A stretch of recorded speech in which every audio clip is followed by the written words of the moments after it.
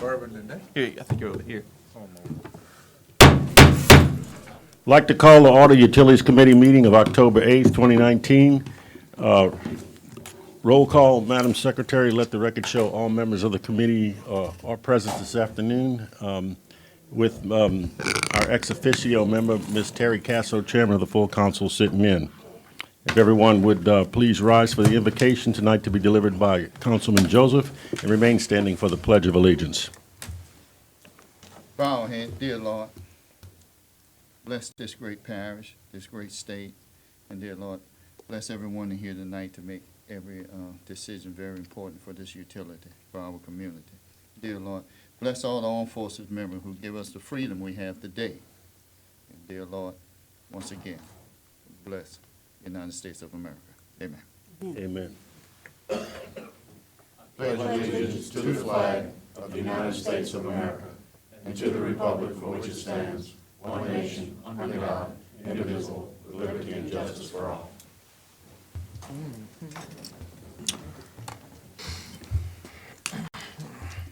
I've said this before, so it's probably lost its charm. I hope we're not giving out S&H green stamps this evening, but welcome all the different people I see in the room tonight. Item number 3 is the chair's additions. There are none, so we'll go right to 4. That's the public comment period. Anyone tonight wishing to speak on the items on any of the items on this agenda, please come forward, fill out a speaker's card, and you'll be given 3 minutes on the appropriate item at the appropriate time. Red is for if you are against something, green if you are for it. So you bring it up here to Miss Tiffany Hart. Item number 5, the chair will entertain a motion to approve the minutes of the September 10th, 2019 meeting. So moved. Second. It's been moved by Councilman Dawson, second by Councilman Joseph, to accept the minutes from September 10th. Is there any discussion? Are there any objections? Hearing none, those minutes are approved.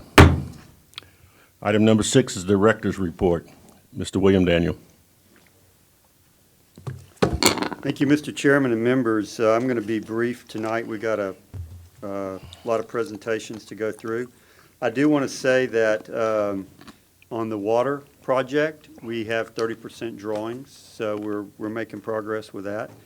And I think you'll see when Gavin gives the water report, we are utilizing sort of the rudimentary aspects of my project now. So we're starting to get those calls come in for leaks, and we're recording them in my project now, and you know, also, you know, the geographic location, everything, so that's going to help us a lot going forward. And that's really it. I'll be happy to answer any questions that y'all might have about anything going on in utilities.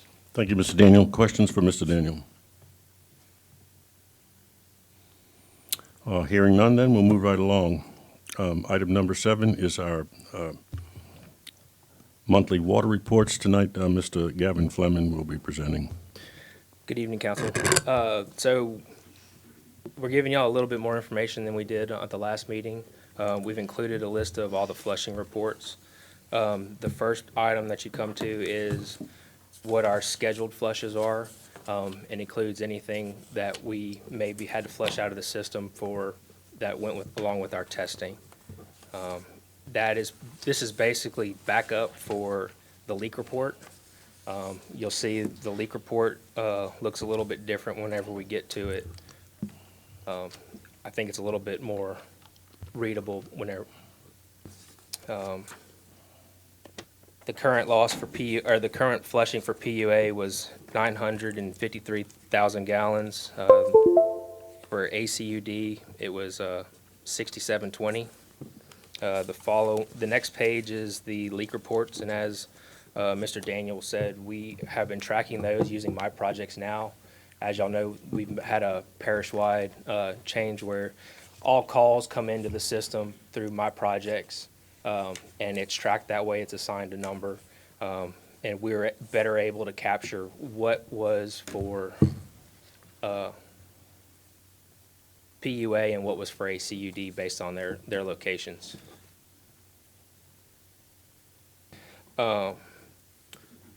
So we also are tracking our reoccurring leaks. That's something we're working on improving. At the end of the month, we're going to start taking any outstanding items that were reported from my projects now, combine it with ours, and make sure that we're appropriately tracking the water loss in those appropriate months. And since we're reporting for August, our total loss for PUA was 3,578,000 gallons.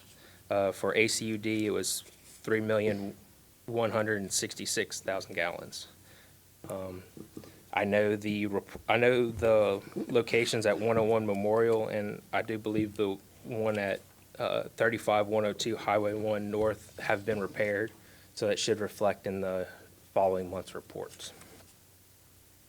The next item is the PUA revenue and consumption. This is just a breakdown of our customers, how much we're billing for, including any fees, and what their consumption was for each of those items. The final thing is the water audit report, which is basically our water loss report for the whole month. This is all in gallons. The top part is how much we've produced. We've produced and/or bought 44 million gallons. With PUA, we've operated using the leaks, flushes, and everything and the sample stations, 8.8 million gallons. ACUD was 1.3. Our total amount of billed is roughly 34 million gallons, which means for this month, we've actually netted 564,000 gallons. Now, the discrepancy on the report is simply because the way the billing operates in PUA and ACUD1, they have a group of customers that get billed on the first of the month, I think it's the 8th and then the 15th. So that way, their water consumption report varies a little bit based on the time frame, because whenever we read our meters, we're reading them at the end of the month. For the ACUD stuff we're buying from Assumption and the stuff we're producing at our plant. And that concludes. Thank you, Gavin. Before we open it up to the floor for various committee members, I like the new format of putting all these together as opposed to separate items. First of all, it's very intimidating to see half a dozen or more reports. So I would just ask committee members that if you have a question about any of these reports, you might introduce that question by saying it's flush, revenue, leak, or consumption. And we'll start over to my right. Mr. Lawler passes. Mr. Dawson. I have a question, not about the reports. You mean for later on or for another agenda item or? No, this is. Just to in Gavin. general? It's just, Well, let's do the report questions first, and then we'll come back to Mr. Dawson. Mr. Joseph, Ms. Cazzo, Mr. Johnson, you have the floor, Mr. Dawson. Thank you. So I have a commercial customer in my district that been trying to get some reconciliation on how much his rate went up with the rate increase, and it appears that his rate went up approximately 70%, 70%.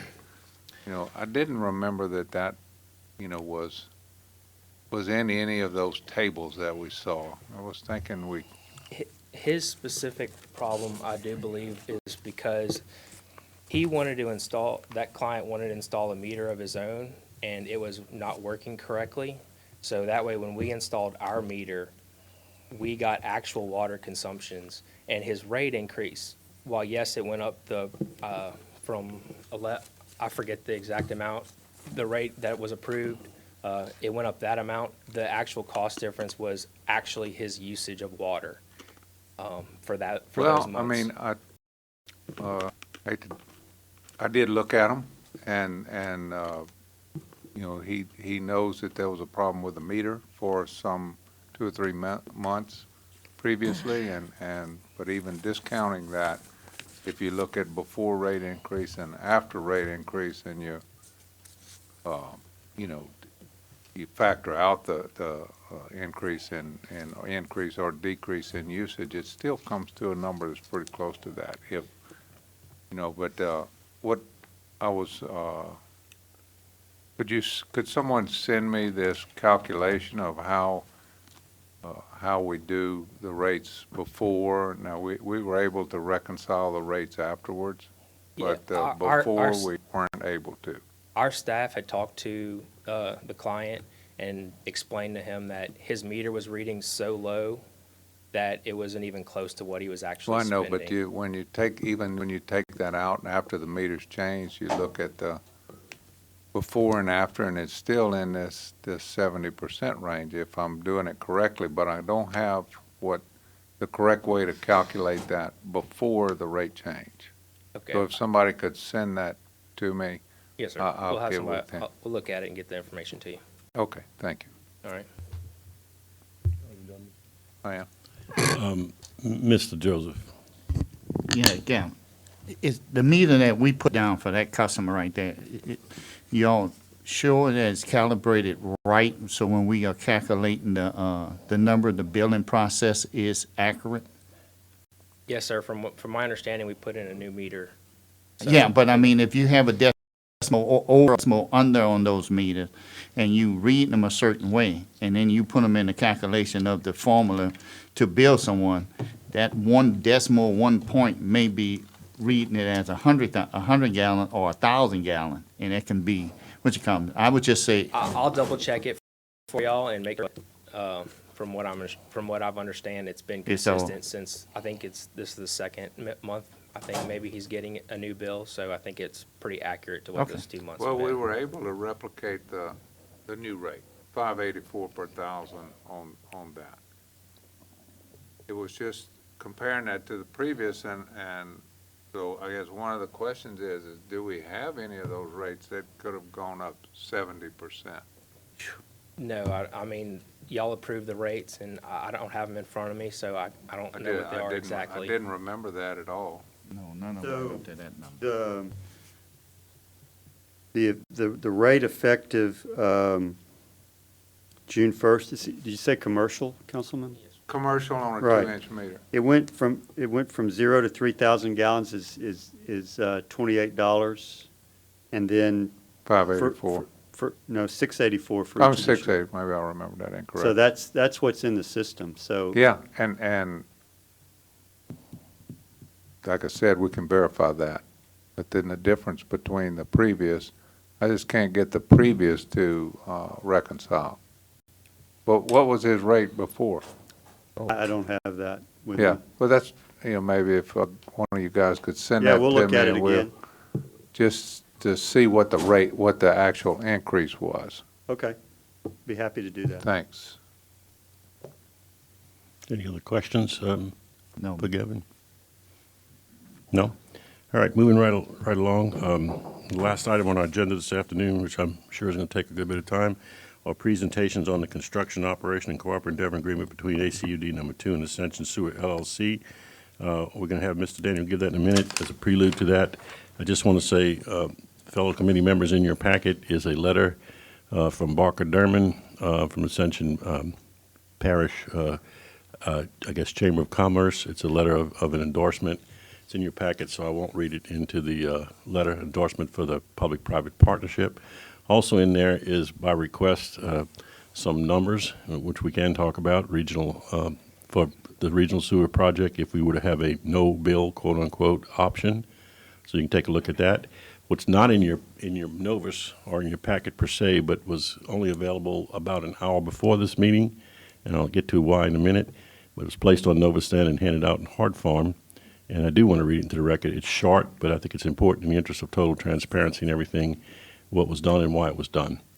Today, in a trip down to Metairie, Louisiana, where the Public Service Commission office is, council members Casso, myself, Sadley, and Dawson met with Public Service Commissioner Eric Scametta, Mr. Brandon Fry, Executive Director for the PSC, and Audrey DeWall, if I'm pronouncing that correctly, Mr. Scametta's Executive Assistant. We arrived down there at around 11:30 a.m., had maybe not so much a brief, but about an hour, I guess, hour and a half meeting in the Commissioner Scametta's office. Now, notice that a watermark exists across what I'm about to read because it is a draft. It is the recollections immediately after the meeting, so that nothing got stale or whatever. In the interest of total transparency, that Ms. Casso, myself, and Mr. Dawson sat down, present as I said at the meeting, and drafted up. This draft was also sent to Mr. Scametta to be sure it's his recollection of it, because as a result of it being in your packets now, it's going to become a public document. So here's our version, as truthfully and accurate as we could get it. The three of us agree this happened. The conversations began with a discussion of a historical background of Menard Capital Partnerships, Ascension Sewer, also known as Ascension Sewer LLC, and I'll use that term henceforth, their proposal of the public-private partnership with Ascension Parish. At the very outset of the meeting, Mr. Scametta was specifically asked, would the Public Service Commission be adverse to having both parish and out-of-parish customers in the parish's cooperative endeavor agreement with Ascension Sewer LLC? Essentially, his answer was, to date, the Public Service Commission has had no application before them that AWT seeks to transfer customers to a political subdivision. So, as a result, there has been no PSC evaluation. The only person they have had a conversation with is an individual identified to us as Mr. Middendorf, who is a lobbyist. If or when the Public Service Commission receives a request from AWT for what they called a letter of, quote, no opposition, unquote, it's actually referred to several times as a no-op letter, to the sale of their customers to Ascension Sewer LLC, the Public Service Commission will then evaluate the request based primarily upon its effect on customer rates. Mr. Scametta, I thought, was rather clear, referring to what he said several times, quote, the fairness, unquote, to all customers as a guiding force in their making whatever decision they eventually make. For example, if there were a request by AWT to sell 90% of their customers and keep 10%, that could be, and this is his exact words, that's why we had it in quotes, cherry picking, unquote, potentially resulting in unfairness to the smaller group of customers. Based on this, Mr. Scametta told us they have no inherent opposition to AWT selling all or part of their customers to Ascension Sewer LLC. However, the PSC would reserve the right to disapprove based on any considerable negative financial impact that they saw to any customers, provided there is no intervention, third party, I guess we're talking about here, and if 100% of the customers are to be sold to another entity, whoever that entity might be, then the Public Service Commission evaluation would not be as stringent, that we're told, because there would likely be no concern about fairness of customer rates in that scenario. This type of, quote, no-op request, no opposition, could be, in fact, staff approved. If these assets are either owned or operated by a government agency, and once the Public Service Commissioner were to approve that request, the Parish Council would become the sewer rate setters. In other words, we would be a regulatory agent similar to the Public Service Commission serves now. In that scenario, the governing authority would supplant the Public Service Commission for regulating monthly sewer bills in the public-private partnership proposal if it were consummated. Also, in this case, the Public Service Commission will have no jurisdiction over the customers who are owned or operated by any by government entities such as Ascension Parish. Mr. Scametta stated, I think, rather clearly that the key, however, for all parties involved is to keep rates down. The key to keep rates down is to have, obviously, more and more meters. During the meeting, Mr. Fry, as identified earlier, the Public Service Commissioner's executive director, he actually contacted a member of AWT and requested that they file a request of, quote, no opposition in order for the Public Service Commission to begin their evaluation. If that is done, he said, we were told that the process could begin as early as this coming Thursday at the PSC level. That's October 10th. And with that, we'll launch into the presentations and then have questions until this committee is satisfied. Mr. Daniel. Thank you, Mr. Chairman.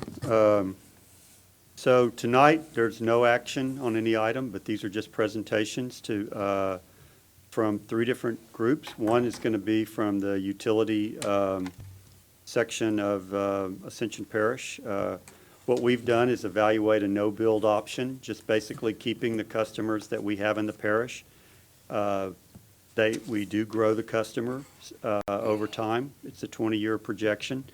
There's lots of assumptions in it. I'll grant that right away. We did the best job we could. I think it's a fair representation of one scenario that could happen.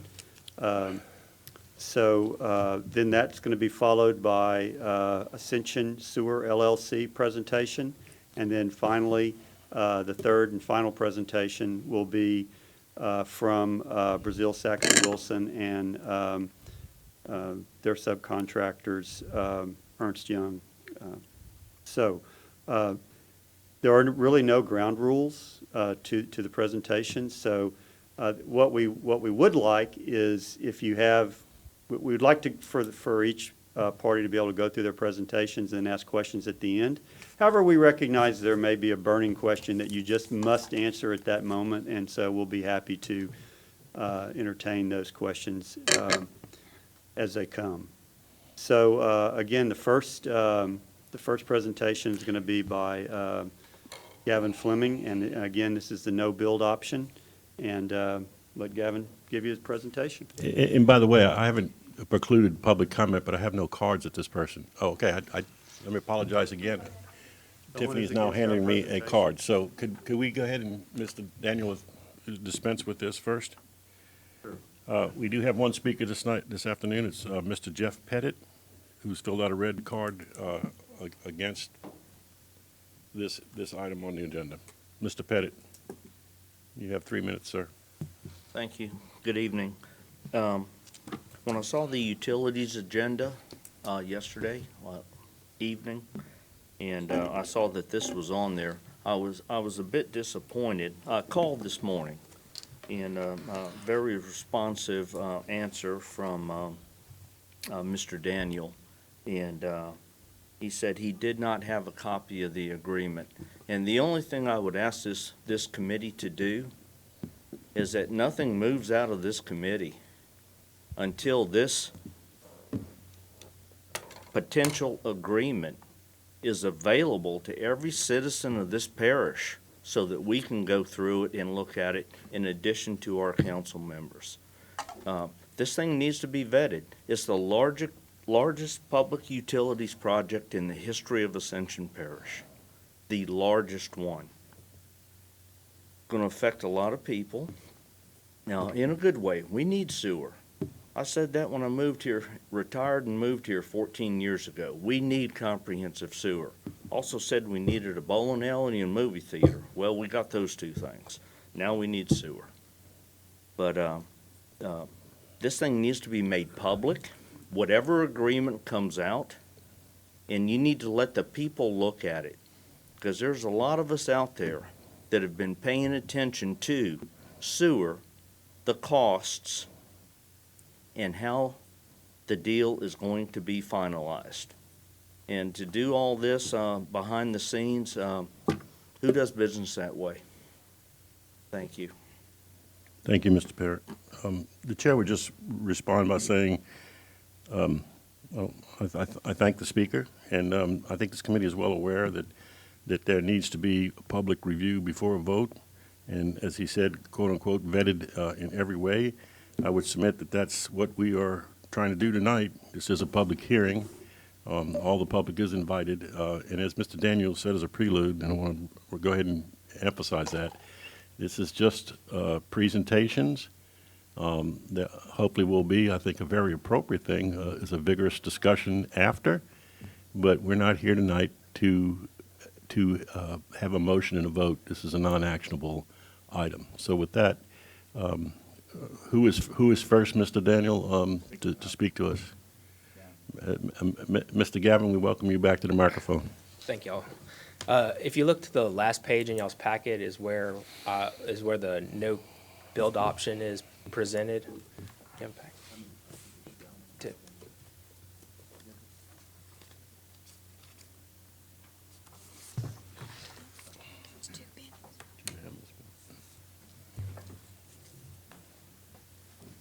You've got it over here. Okay, it's in the last page of the y'all's packet. basically, when we were looking at this, we decided to break it down kind of how we have, Mr. Gavin, could we possibly maybe put that on the overhead? I realize it's very small print, but perhaps as you pointing at particular boxes and numbers, you could expand it okay. for public dissemination. Rotate that to the right. There we go. Now, maybe you could expand that as best you can, or at least in the areas that you want to talk about. It does that little white wheel-looking thing. There we go. There we go. It may get blurry, or it may not. There we go. Now, I think it'll focus again, will it?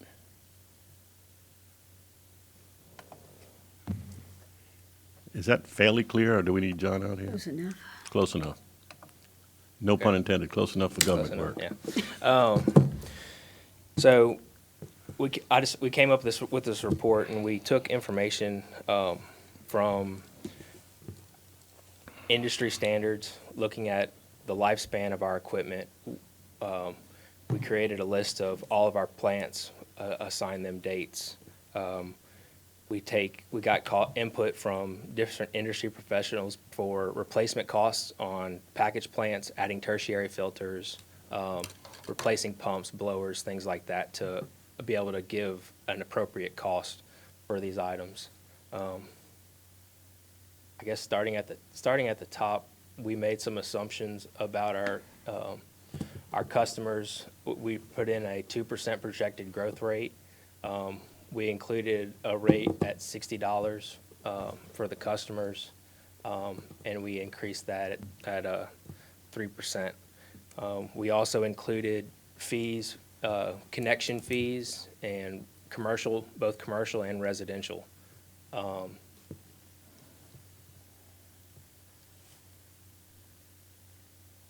From our list of all of our stations, right now we have about 24 stations and approximately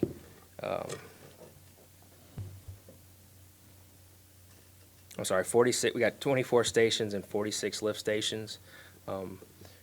All those have a set operating cost that takes for them to maintain. We have it broken down, our cost between our operations cost, our administrative costs, and then capital costs.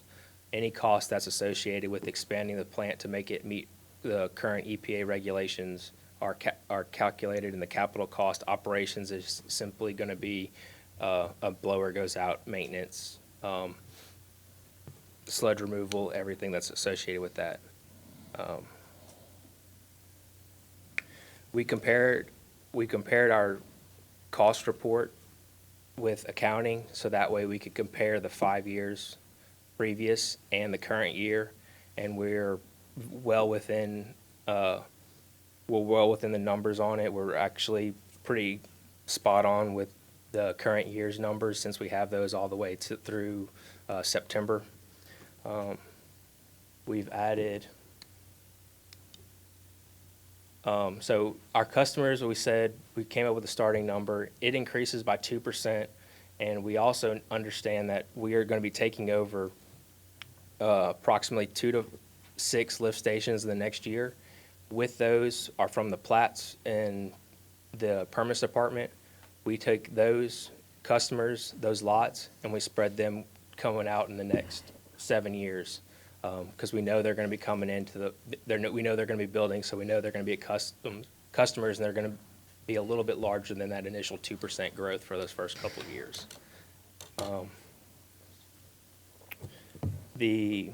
As you can see, we also included our commercial. We're assuming commercial's growing at a rate of, I believe we did it 2%. So it fairly accurately represents how much we've lost this year, and it projects all the way out to 20 years. The reason we projected it out to 20 years is because after a plant's lifespan's over, it needs to be either replaced or rebuilt, which is pretty much a brand new cost of a plant. So those costs are associated in the capital cost columns of repairs. The effective rate over that 20 years, given our customers and the increase, is $121.63. Oh.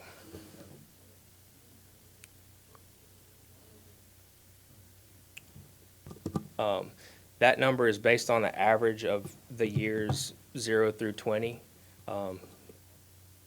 As you can see, the rates go up and down based on, what capital costs we had to do each year.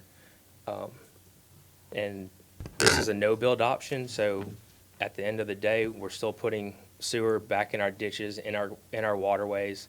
Now, we should be reading EPA guidelines, but the sewer's still discharging into our ditches and bayous.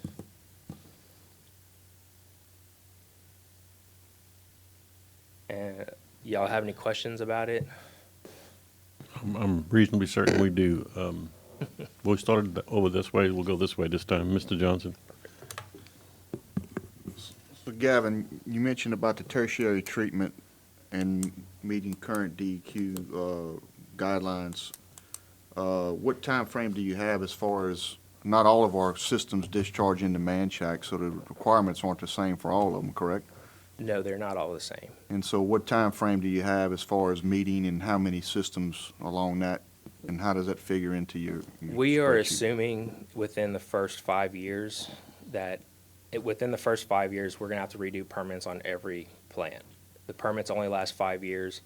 Some of them are due up in 2 years, some of them we just renewed, so we have this full 5 years.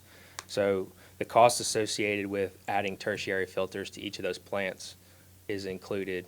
And this does make the assumption that we are gonna have to do it on all of our plants, because, it seems like every couple months we're getting a new, letter warning, and,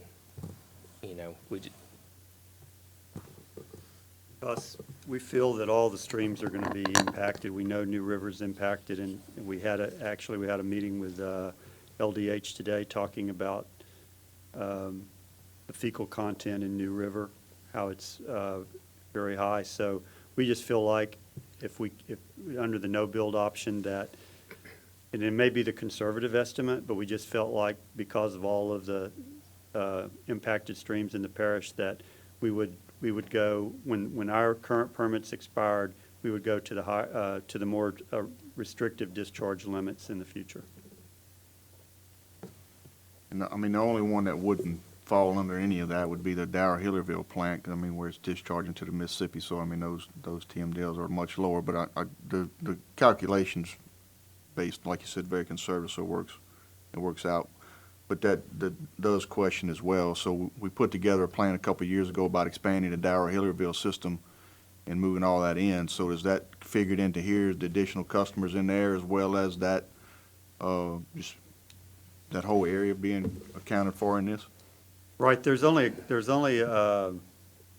limited number of customers there, Councilman, so the calculations do call for improving that plant, and it's still going to be discharging the Mississippi River, but there's, I don't remember the exact number of customers, but compared with the overall number of customers, it's a smaller number.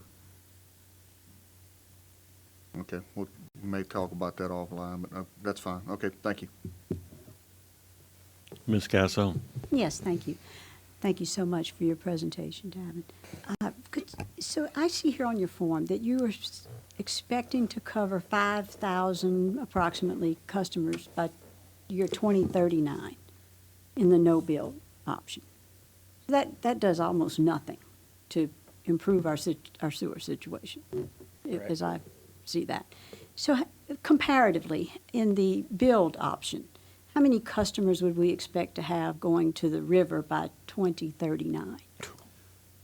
Well, I think that they're going to tell you about that in the next I'm just- presentation. while we're I don't here- know the exact number.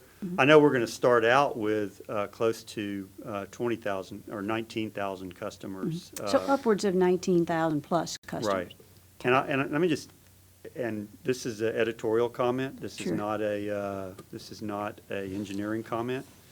But I think this is actually the best case scenario, because if there's, if we don't do this, if we don't come up with some kind of sewer system in the very near future, this one or some other system, it's kind of a vacuum created in the parish for somebody to come in and build a sewer system.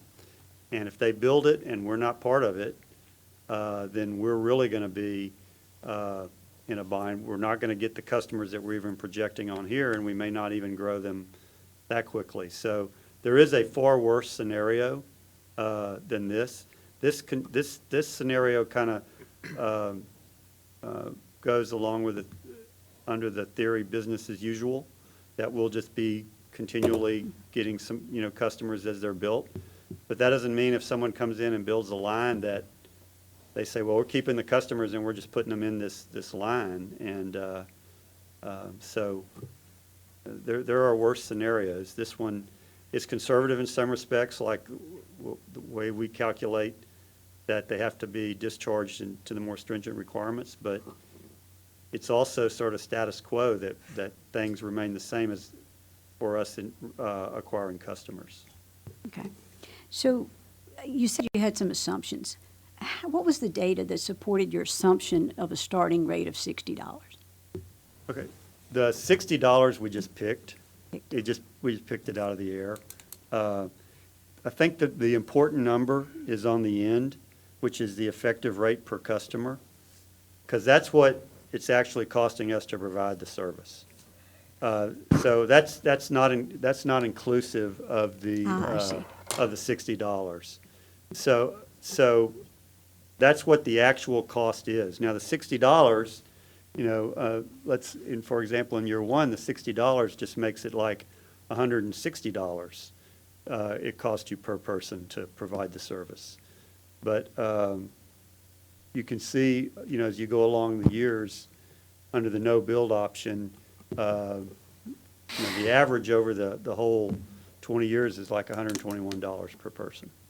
You can if we put in $80 instead of 60, it wouldn't affected the final column, but it would just affected how much money you lose every year. Right. Gotcha. Thank you so much. Thank you, Mr. Chairman. Oliver, do you have anything? No, Gavin or Bill. I mean, William, I'm gonna just use your $60 assumption.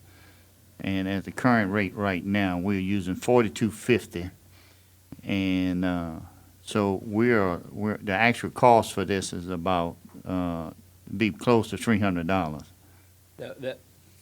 No, sir. Again, look at if you look at that actual cost per customer number, that's independent of the cost, of the No. rate we're charging. I do understand that, but if you take your rate, you put up a $60 rate in this. If we use the $42.50 rate as we use right now on these systems, It wouldn't change that final column. Yeah, The final column just takes the number of customers divided by the expense. okay. Well, what about the yearly rate loss?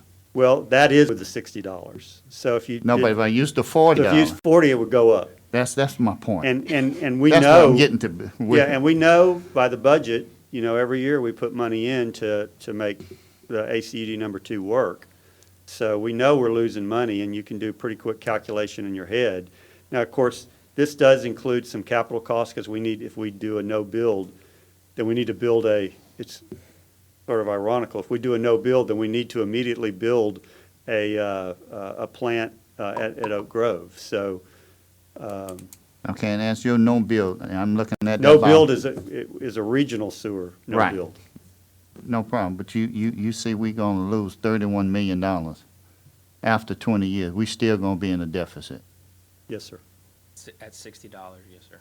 Unless we charge somewhere around $120 per customer per month, per household per month. Right now. Okay, that's all right. I Correct. just wanted to verify that. I didn't mean to interject. You done? And again, I will tell you that 5 people could do the same report and they could get different answers because we made assumptions. But this is what we think represents the actual picture.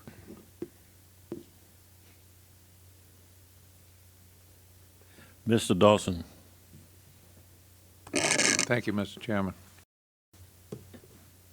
So if I'm looking at this correctly, Davin, this only accounts for about an eighth of the customers in the parish.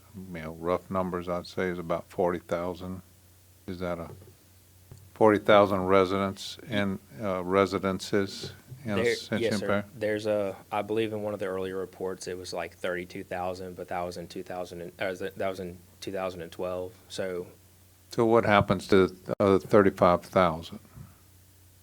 at we're going to keep adding them to the system, but there's So again, Councilman, this is status quo. So what we're saying is, the people who have residential sewers in, you know, in their house, they're keeping them. No, I get that, but, you know, have we done anything to say what the rates will be for these other 35,000? well, if they don't have sewer, there's no No, cost. sir.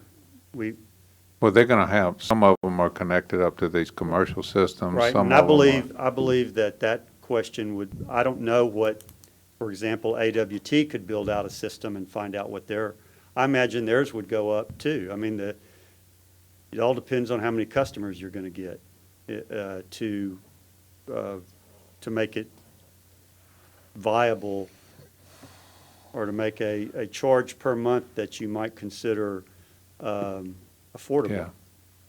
So when we talked about this, I was hopeful that we would have some number to compare with for most of the people in the parish, which is, you know, if we compare the sewer treatment that's a part of, I would say most of the people in Ascension the parish Sewer. are paying zero. well, those least people on the individual treatment plans, I don't know what the number of those are. I don't know that number. I think I would say it's, How well, many has it been? I'll tell you what Nobody knows that number. Nobody knows. Not accurately.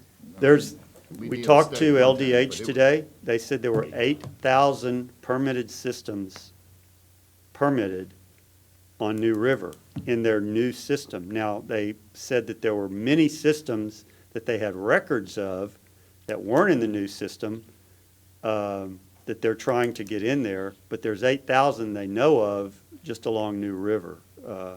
So, That's all MODAD and septic? yes, sir. No, that's all No, that's- aerobic treatment units that they've permitted, you know, and probably in the last 10 years or so. So many before that, they have records that some of them were put in, they're just not electronic records. And then there's the systems where they don't have any records at all because they predated the keeping of the records. So we think that there's probably 30-something thousand people in the parish with single-family residential units of some type. Well, that wouldn't quite add up. I mean, we're saying that we have about, what is the AWT has, I think they have about So 16,000, and we we've have got- about, But that includes those. yeah, so it's somewhere in the range of about 20 that we have on these well, there, commercial systems. Is that right? If you took MODAD and you took AWT. well, I would say the that, others. I think that the number of residential and, I'm not talking about individual, I'm talking about the subdivision plans. yeah, there are. Customers on those Yeah, there's about, systems. I think there's about 15 to 18,000. Yeah. So that tells me that there's about, you know, some 25,000. 25 to 30,000 that are not accounted for. We have 3 of those currently, is that correct? We have 3,000 that are 20 on us? but between 2,000 and 2,500. Uh-huh. Okay, and you know, what I'm wondering is that, and I realize it might take a little fibbing here or a little bit of imagination, but do you think that these people that are currently on these commercial treatment plants, AWT and MODAD, do you think there would be a similar type financial picture for that, since they have to, you know, you're looking at the same parameters here. You're looking at having to meet the tertiary treatment requirements and et cetera. So, you know, I would expect that these numbers would be, you know, close. I would Is that- expect several of the systems to be similar. you know, obviously, there's, I think MoDad probably has, I don't, they have fewer customers than the parish does, so they would probably have very similar numbers to us. AWT has a lot more customers. It's kind of a race to the river. So, Well, I'm talking about if we didn't go to the river, so Right. let's assume that we don't go to the river, and so this is the scenario here, that we don't build a river treatment plant except for what we have at Hilryville. So these plants that AWT and MoDad are currently operating in the subdivisions, they're gonna have to meet these new They will have to. tertiary requirements, which is what you've outlined here. Right. Is that correct? absolutely, everybody will be paying more per month. And I don't know whether you did any look at neighboring parishes. Let's take East Baton Rouge, for example. You know, would the total cost per customer, do you think that would be, you have any idea what that might be in I do for East Baton Rouge? Parish. Yeah, Yes, sir. You're asking someone who might have some yeah, insight on that. exactly. It's in the range of $70 to $75 per month.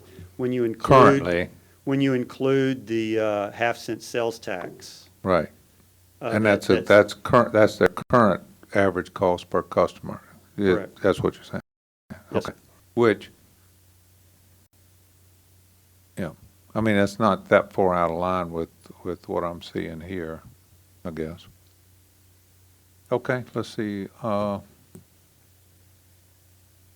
I think the numbers are real big and, you know, seeing the depreciation, and you're telling me that the depreciation's in the capital cost, which is a bit unusual, but is that what you're saying? Yes, sir. Yeah, I had the option of either adding it or per year, a depreciation amount, or including it as a final cost in it, and I decided to include it as a final cost, because that way it's, Yeah.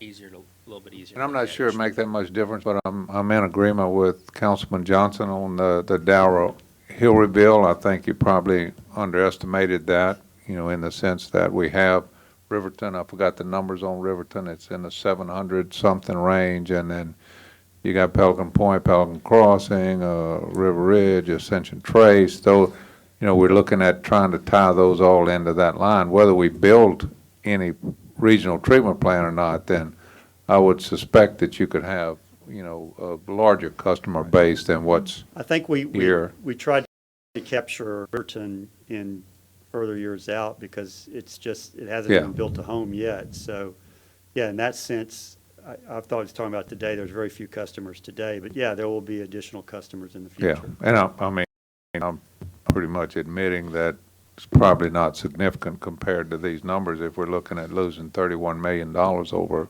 20 years, maybe that goes down to 25 million. I don't know. That's not really that. Part of the assumption. There's still way too much to lose.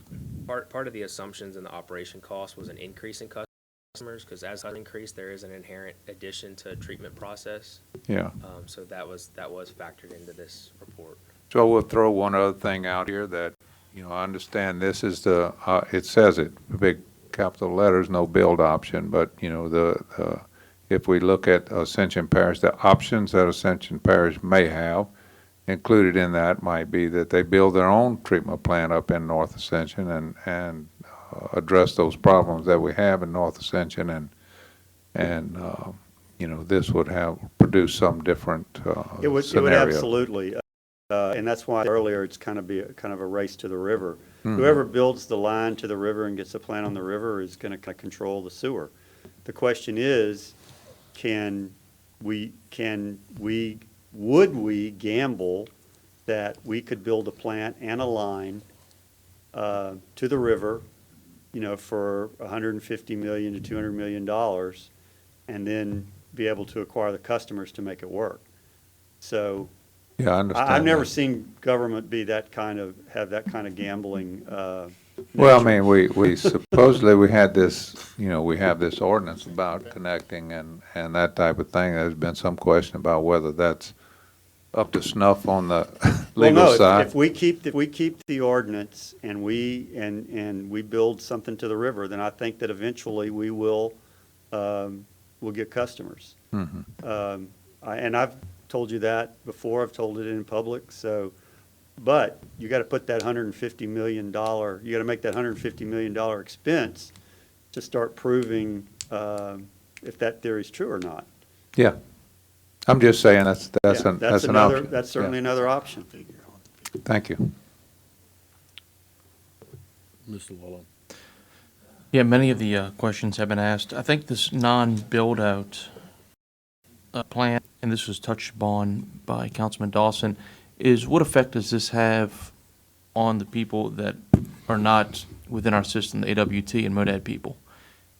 And part of the reason I'm saying that, I'm looking at emails that I get on Jefferson Crossing where they're talking with Mr. Corcoran, with LDH, about the problems that they've been having.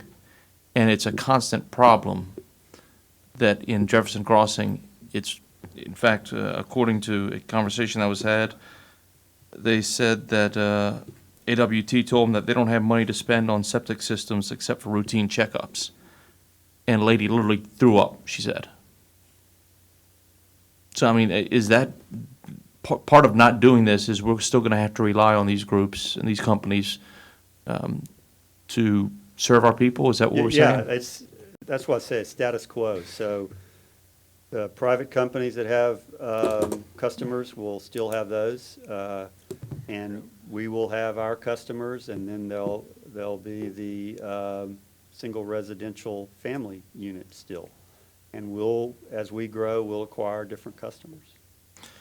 And maybe this is not the right time for it, but that's part of my concern, though, is what we'll be accepting. If we're hearing that, and I've seen the problems out there, I've been out there, it's unbearable sometimes at the back of this neighborhood because of this plant, and they've been going back and forth for months. Nothing gets done on it.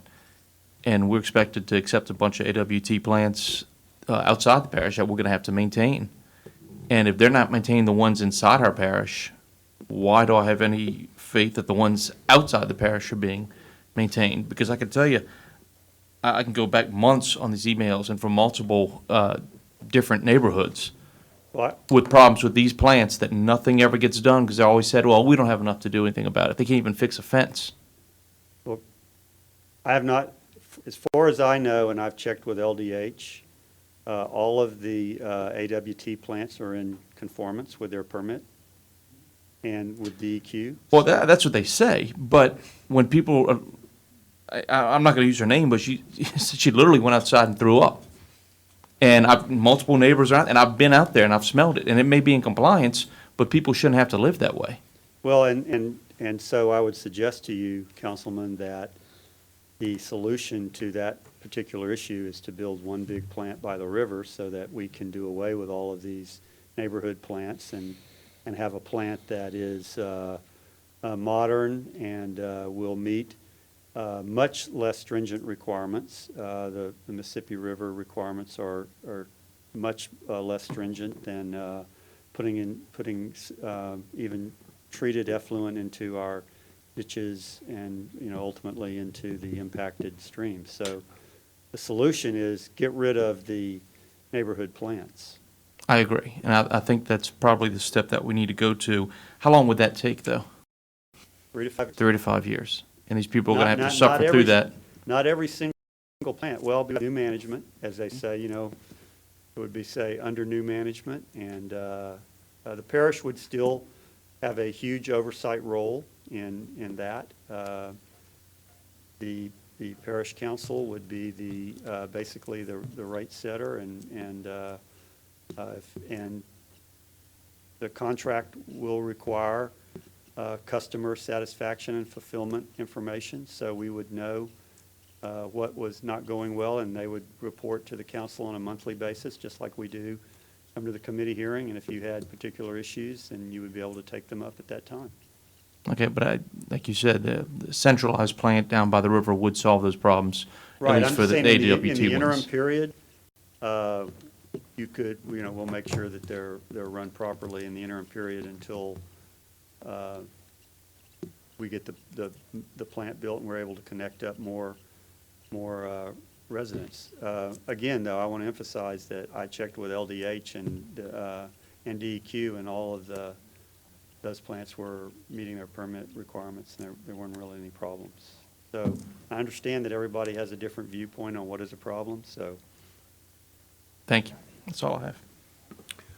Okay, I don't know if we're going to need a second round or not, but I think that a lot of the questions that I had have already been asked. I do have one, and I may be looking at this totally wrong and probably should have checked with my resident number cruncher on this committee, but has, in looking at that cumulative revenue loss out throughout the end of the 20-year period, the 31,687 that was referred to, was time value of money considered at all in that calculation? So not. if it wasn't, does that mean that each time we losing amount we lose per year, had we not lost that money and just squirreled it away in a bank somewhere, you know, we could have made a whole bunch of money? Well, absolutely. I think that's the point. Oh, or is it? Yes. Okay, that is the point. Yes, It sir. would have gone down if you use a discount rate. Right, if, well, actually, you would have to, positive money gone if you use a discount rate. You have to invest more money in the present. We'd have to have the money to Value, invest. If we're losing it, we don't have the money to invest. The value of it would have gone down by the discount rate. Negative. We're losing, so you're actually, goes the other direction. Got to have more money so that when you I'll give you $1 30 years from now, it's worthless, whether it's I agree 100%, but if you lose out 30 years from now, you have to have more at the present. I'm not sure it was good to bring that up, but do we need a second round here? Or? Couple questions, if you don't mind, Mr. Chair. Not a problem. Mr. Johnson. So it sounds like we're kind of throwing a worst-case scenario out there where you said that the system at the Oak Grove would have to be totally replaced, which I beg to differ. It's not accurate in the sense that there's property available, that system could be expanded and added to. That's what we did. We're talking about building the Oak Grove system behind the school. That's what I'm saying, you don't have to do that. The existing system that's there is expandable. There's property next door that's available potentially to expand that system without having to build a total new system, which should be cheaper, correct? We have to move it to a different location. Well, it's like right there in the same area. It's still, I believe the property we've been talking about is at the back of the school, and that's where we build the new, The land next to the school where the treatment system is vacant, is it not? I don't know. I don't, I know it is. That's Okay, why I'm well, making that statement. but And so, what we're trying to do is get a sewer plant out from in front of a school. that is what that is. I mean, if the cost, Well- if savings is hundreds of thousands of dollars, if not more, then why do we, instead of spend that much more money just to move it behind the school to make it convenience, when the line's gonna be run on the highway, making it that much further to tie it back into the system, it doesn't make sense to make that kind of decision. I don't think that the line's going to be that much further away, but I will tell you that for public health reasons, because that system has overflowed once, and we had sewer all over the schoolyard, and Hence the need to expand the system to handle the capacity of which the system Right, is so actually it- built, right? but electricity goes out, and you have all kinds of problems, and I just don't, I just think for public health reasons, we don't want a sewer plant in front of a school. I would never, I understand why they built it there to begin with, but I just think that's a terrible idea. And so one of the other things that you mentioned in, But if you want us to subtract a couple $100,000, 31 million, I'm That's- willing to do that. that's, like I said, plain devil's advocate, you kind of go on worst-case scenario as opposed, there are some things in there that could make this thing a little bit more economically feasible. Not that, that's the option we want to go with by any stretch of imagination, but, so with Baton Rouge, you talked about $75 a month, and that includes the half-cent sales tax. Where would it be without the sales tax? It's in about 52, I think. $52 additional dollars a month?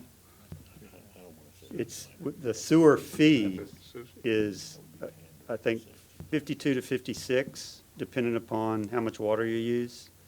And then the half-cent sales tax generates about half of that, so you would add another $26 or $24 to it. So the 70, 75 is if you were to take the half-cent sales tax out. The 70 to 75 includes the sewer fee plus the half-cent sales tax. Okay, but in our case, we don't have any kind of revenue source, so it'd be strictly that. So if we were to compare apples to apples, what would it be? So we would be comparing 75, we would be comparing just sewer fees? You're talking about just comparing? Yeah, I mean, sewer if they had to pay for it all based off of strictly monthly user rates without any revenue source, what would that be? It would be 75. Okay, that's what I want to clarify. And then, okay, I think that's it. All right, thank you. One question. Mr. Joseph. What is the current deficit we're running right now? I think it's about $1.5 million a year, but that doesn't include any capital costs, just operations. All right.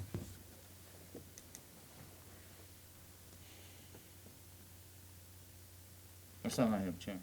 Anybody want a second round No, thank you. beyond? All right, we're going to move right along to the next So presentation. the next speaker will be Ascension Sewer LLC.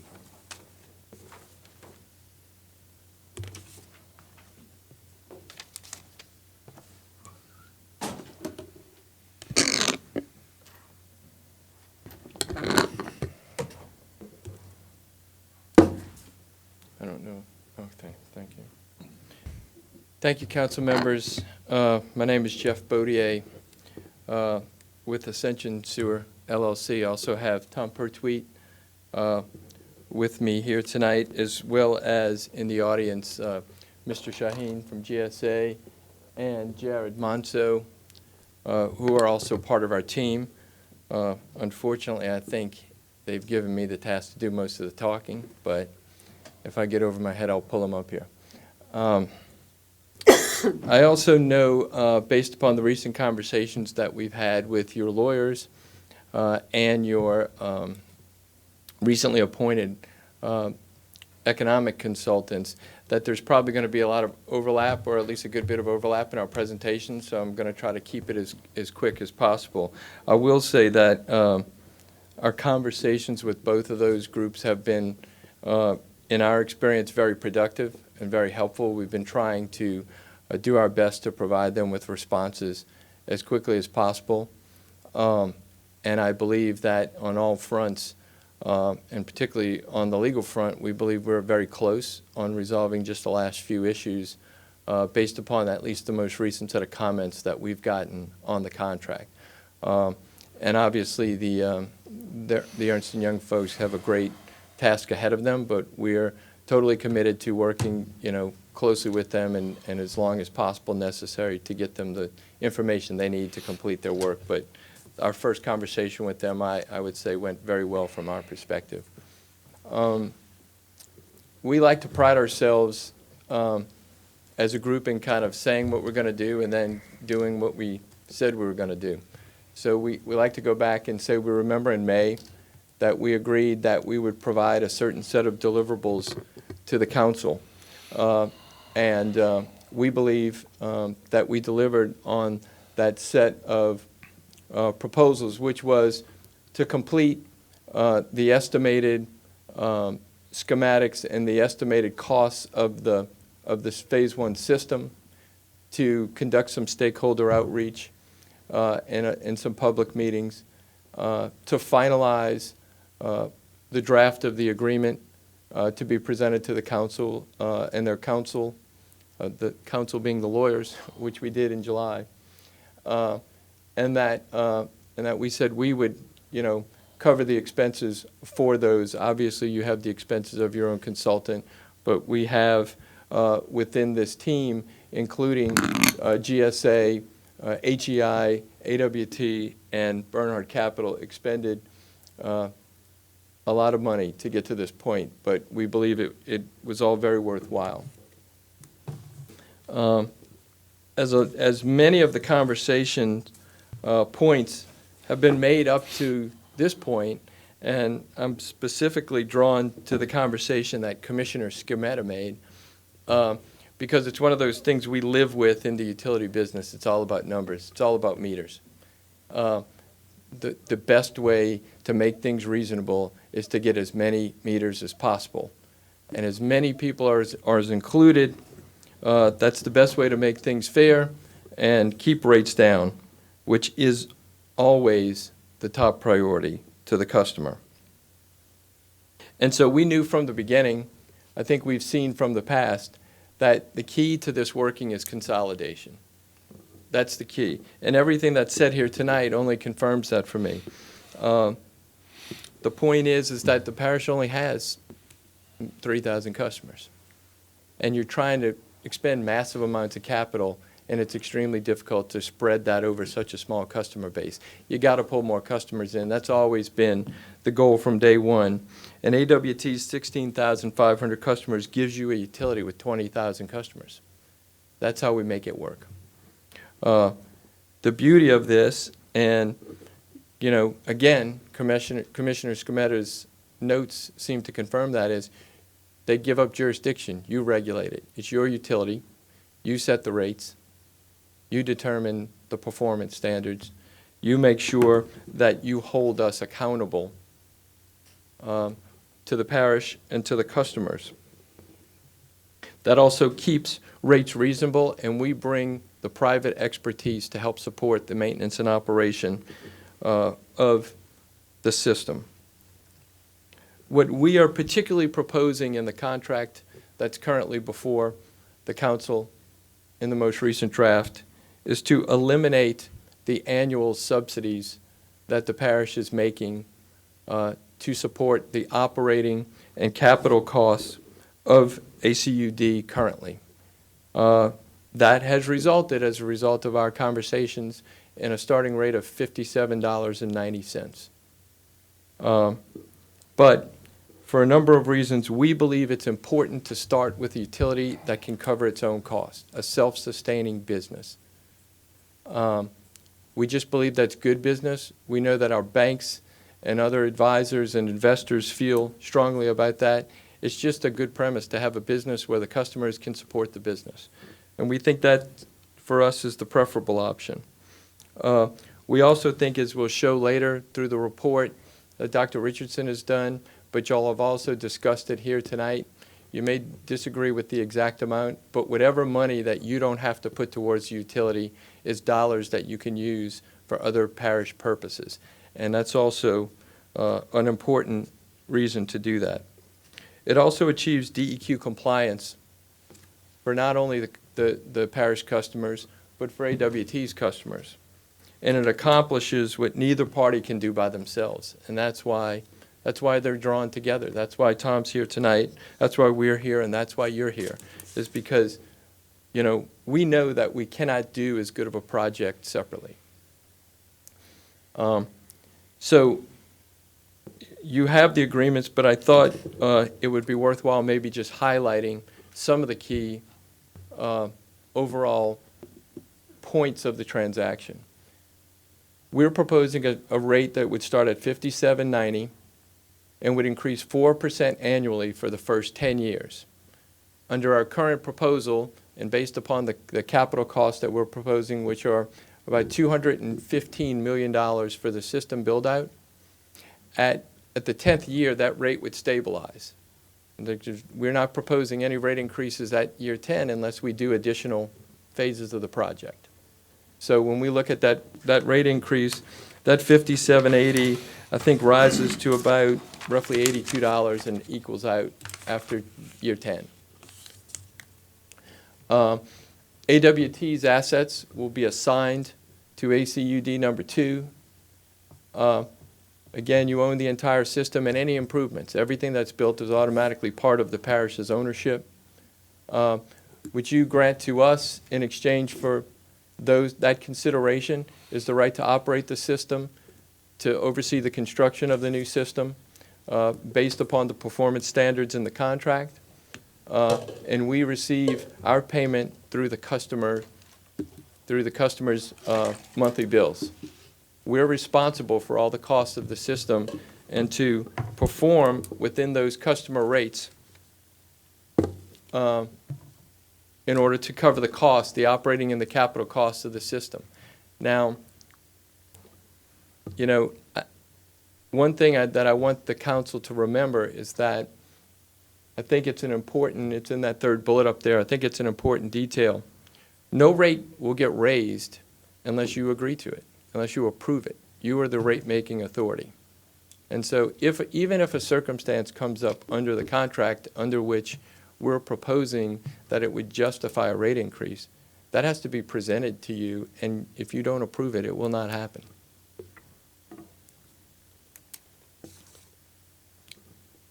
Some other key terms. There's a section that sets out the operator's rights and responsibilities and the district's rights and responsibilities.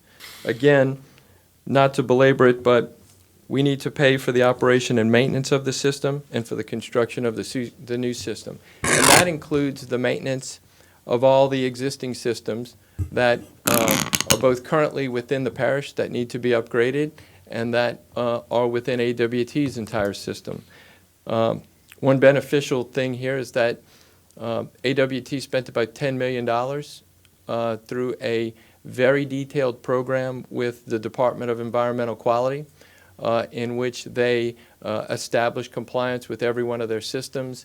They received a global settlement statement from the Department of Environmental Quality and the Public Service Commission in January of 19, which basically cleared all their systems. And based upon that very detailed statement of work, which we think demonstrates, number one, they voluntarily went to the DEQ and said, we got stuff we need to fix and we want to fix them. Then they went to the Public Service Commission and said, we'd like to get the rates to fix this, and we'll only ask for those rates if we do everything precisely as we dictate, as is dictated in this plan of work. They executed that plan of work on time, on budget, and within the rates approved, and they got the compliance release from DEQ.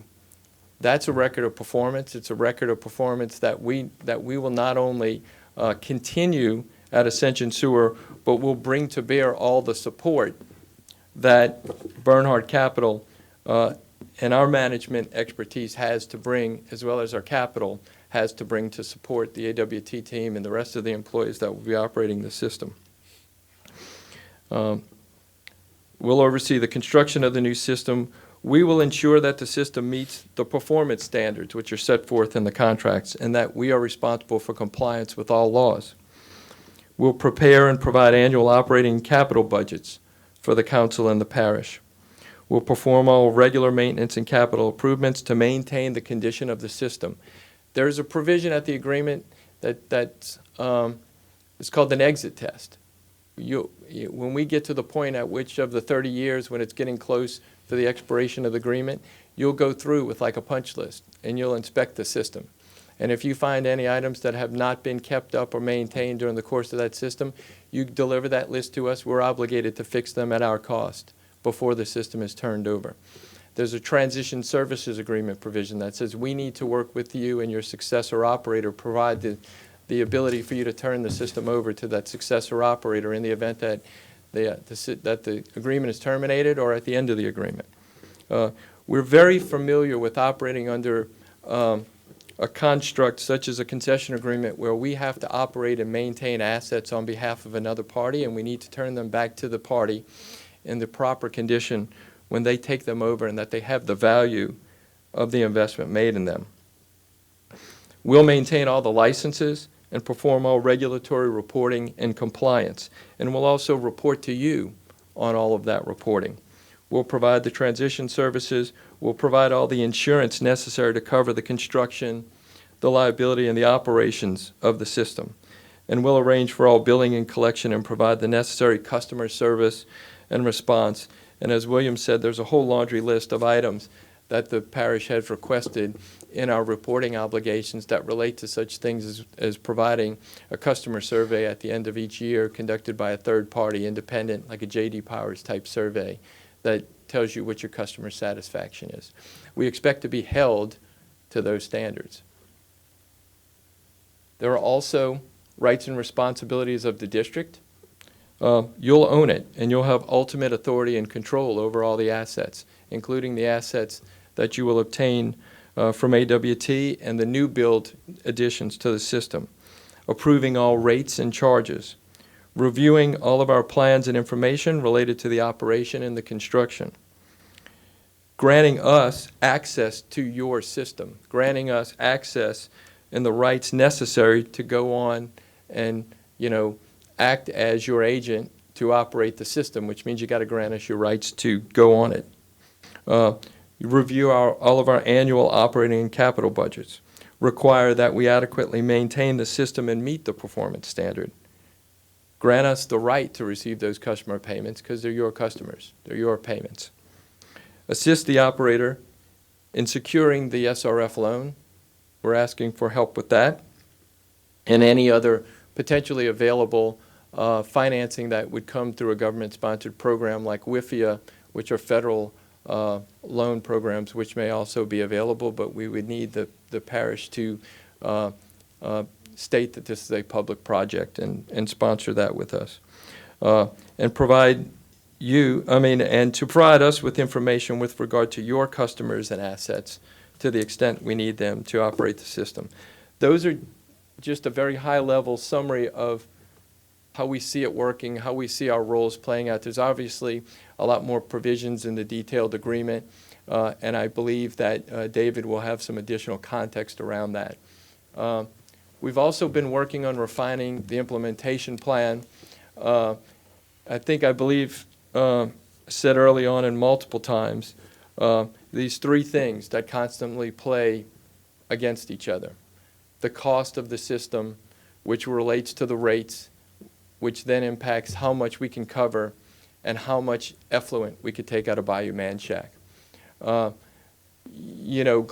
and Jared and his team have been spending an extensive amount of time modeling the system. The engineering group, in addition to the work they're doing individually at their offices, has a meeting at AWT's office every Wednesday. That's happened every Wednesday since May, and it's happened more frequently than that. They discuss, they discuss the modeling, they discuss the system, they discuss the best implementation of the system. What we have now is the collective work of where the team is now. It's still an estimate. It's still early stages. But we have a high level of confidence based on the work that has been doing and based on multiple modeling efforts and multiple checks on that efforts that we know we can deliver a system for $215 million. There may be some things that come up within the additional planning, design, execution. Some of them may relate to things like right-of-way and routes and things like that. But they could impact the estimate as it is now.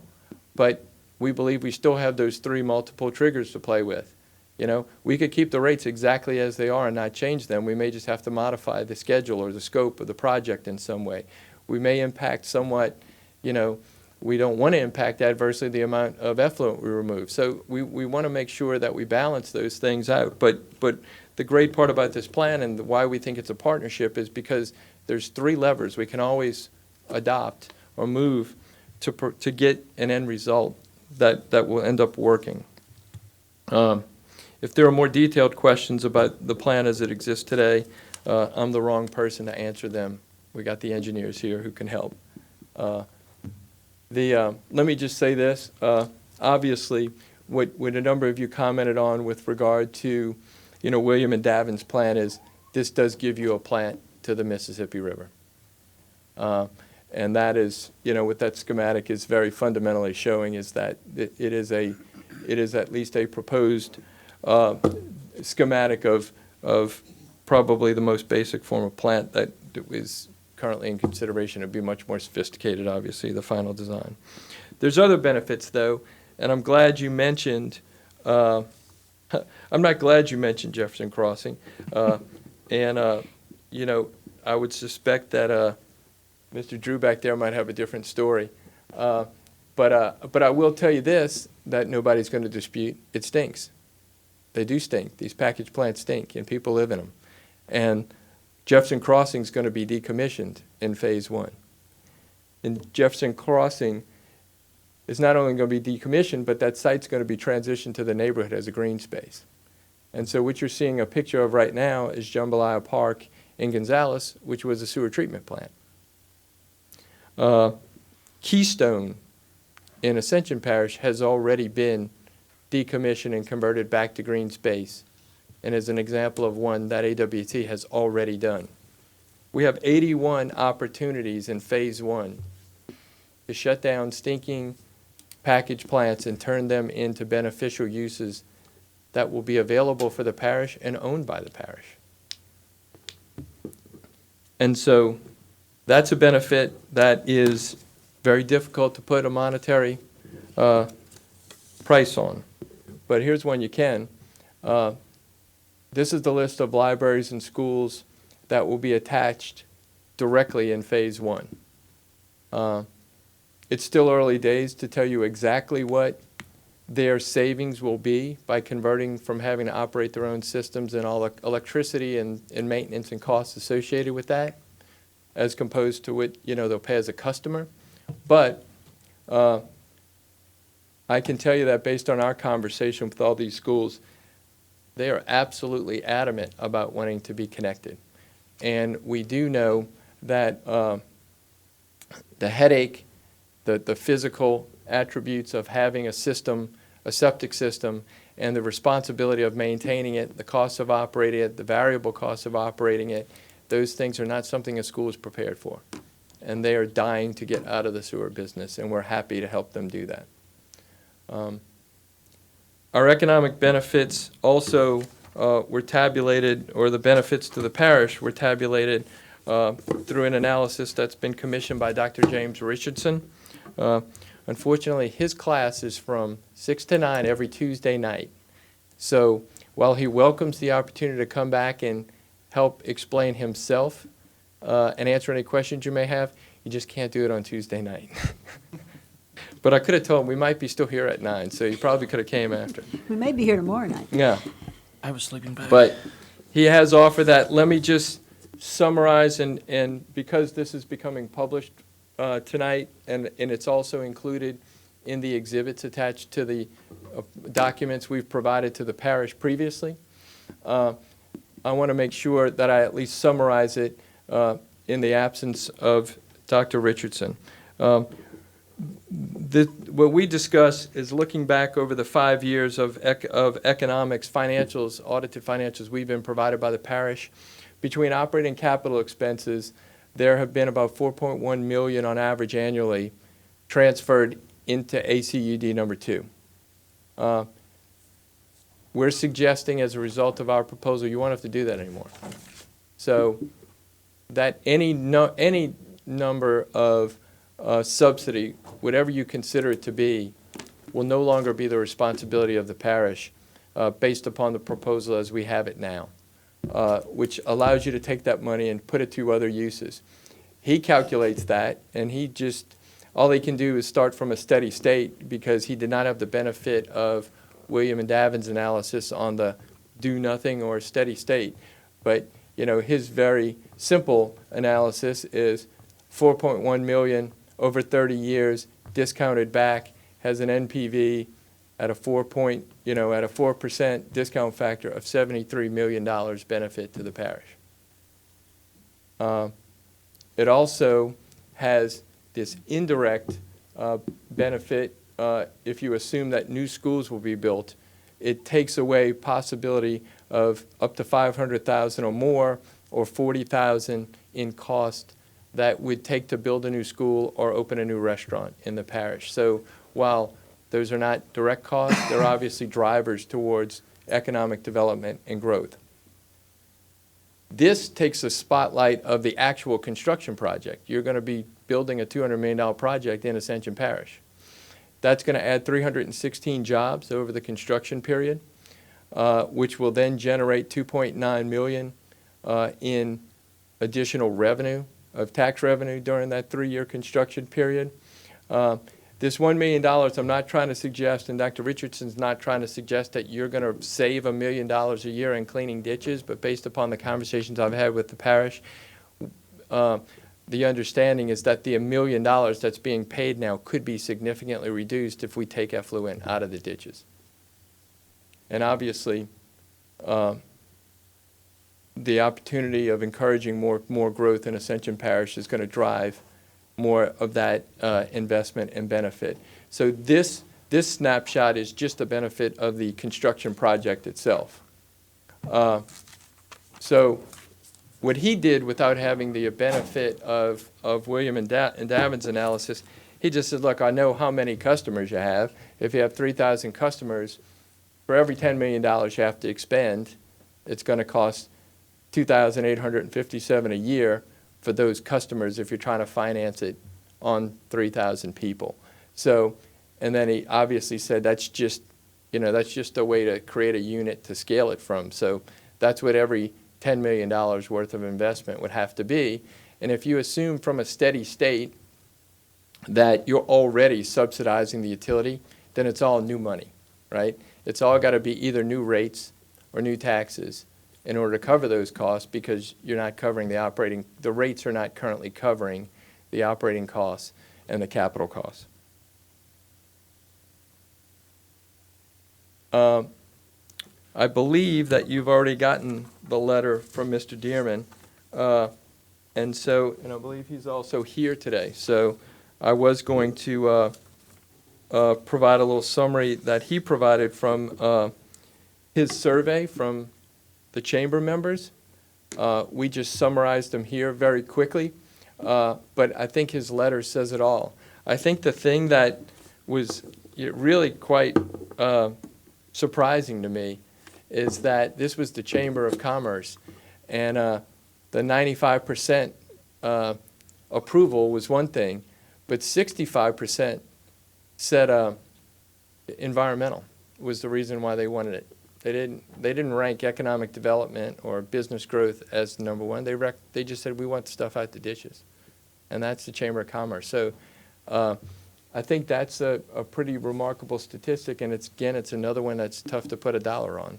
But the Chamber valued it very highly. With that, I know we have other presenters.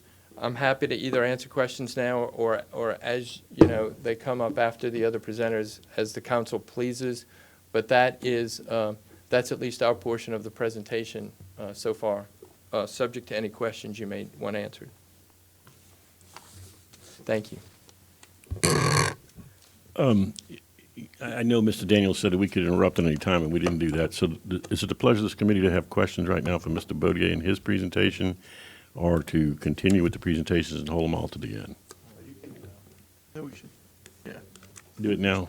I'm hearing do it now. The idea was to ask the questions at the end of each presentation. Okay. Oh, okay. Maybe I misheard that, so, and the committee wants to do it now anyway. So we'll go back in the other direction now, and we'll start with Mr. Lawler. Thank y'all for a good presentation. And I know this has been something that's been discussed before with the outside companies, outside the parish entities.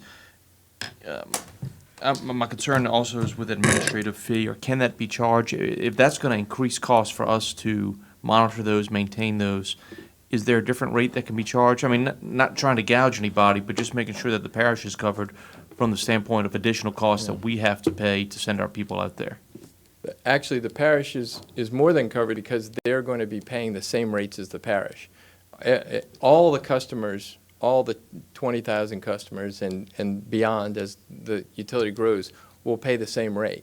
And so as a result, the best way to put it, and we've provided that in the benefit of those 2,000 out of the parish customers provides about $7 to $11 annually to the parish rate. So it actually reduces the rate of Ascension Parish customers by starting by about $7 in year one, and by year 10 it's up to about $11. But is there an additional cost to go out there and monitor those? Well, it's a cost that is a part of the regular. It's obviously there's operating costs associated with it. Now those, as I mentioned, because Tom invested $10 million in the last 4 years on those systems, they're largely in better shape than the ones in the parish. We still are going to have to make some investment in the ones in the parish, as was just pointed out. But we factor those into our operating and our we have maintenance capex as well as the construction capex is a separate line item. But we build in the budget and the reserves necessary to be able to perform that work. So the rate that's contemplated, everybody is paying the same, but the net benefit to the parish, even considering the cost that may be necessary for those systems, the net benefit to average Ascension Parish customer definitely positive. Okay.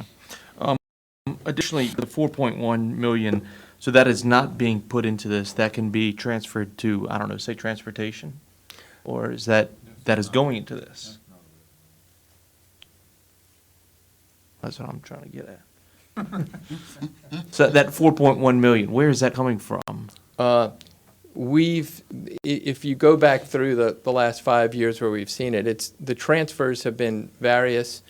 Sometimes they go to the capital, sometimes they go to operating. Normally, the operating budget is subsidized to around 900 to $1 million. The capital has been more towards 4 million. There was a little bit more but it wasn't in 1 year when you bought the Donaldsonville plant. There was 6 million, but 2 million went to Donaldsonville. And so we're basically got about an average between the OpEx and the CapEx of about 4.1. But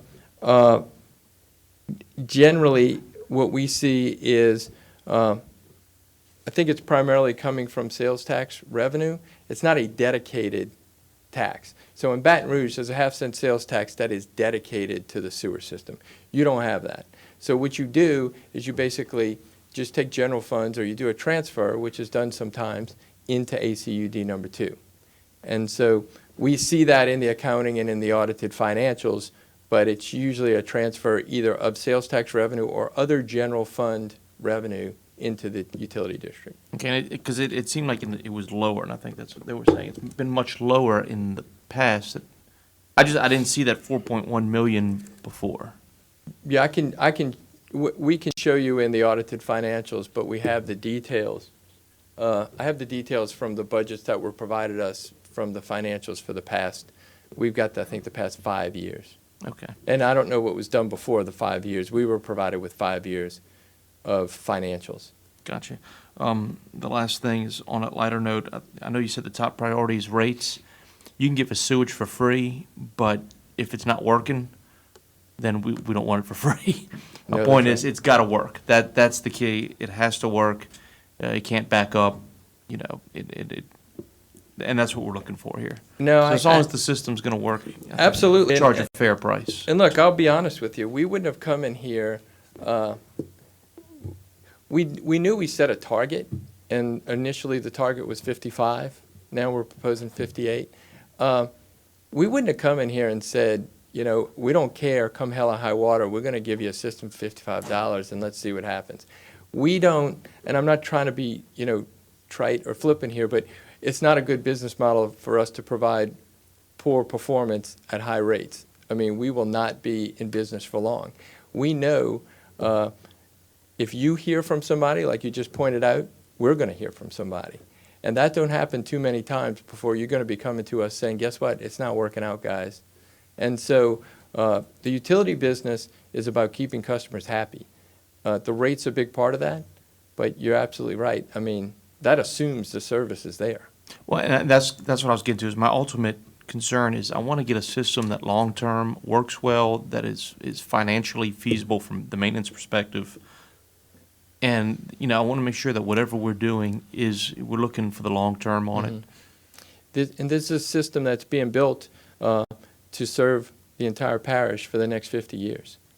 And that's why there's a lot of thought that went into this design to not only say where we're laying the pipes in phase one, but how many people are going to be able to flow through those pipes, you know, for the full capacity.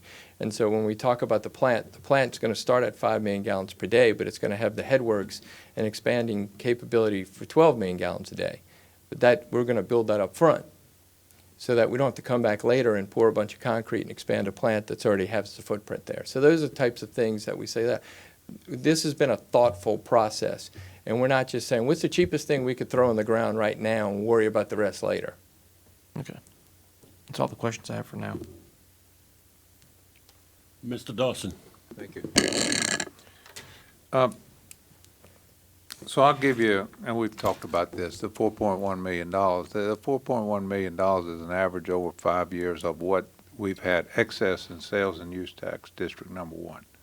And so we have in our final budget amendment, we have how that's allocated. So over the past few years, 75% of that has gone to Water and Wastewater Fund, which is a capital fund that we've been accumulating we used it to buy people's water, and we've used it, for some of these construction projects, including Darrell.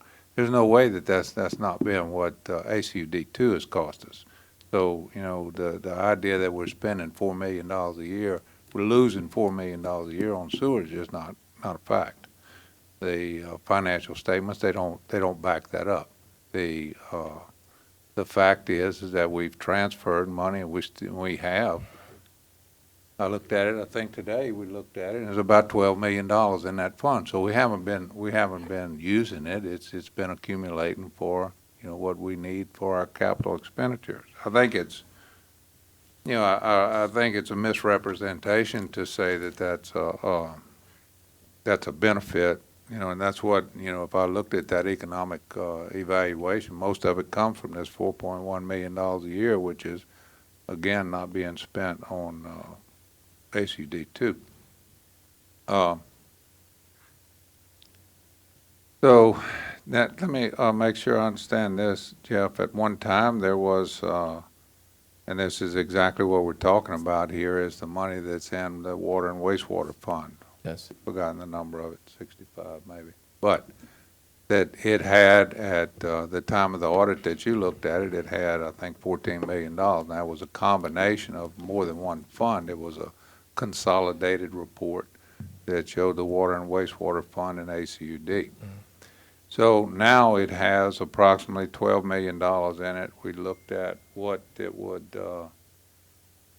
be at the end of 2020, and I think it was about $8 million.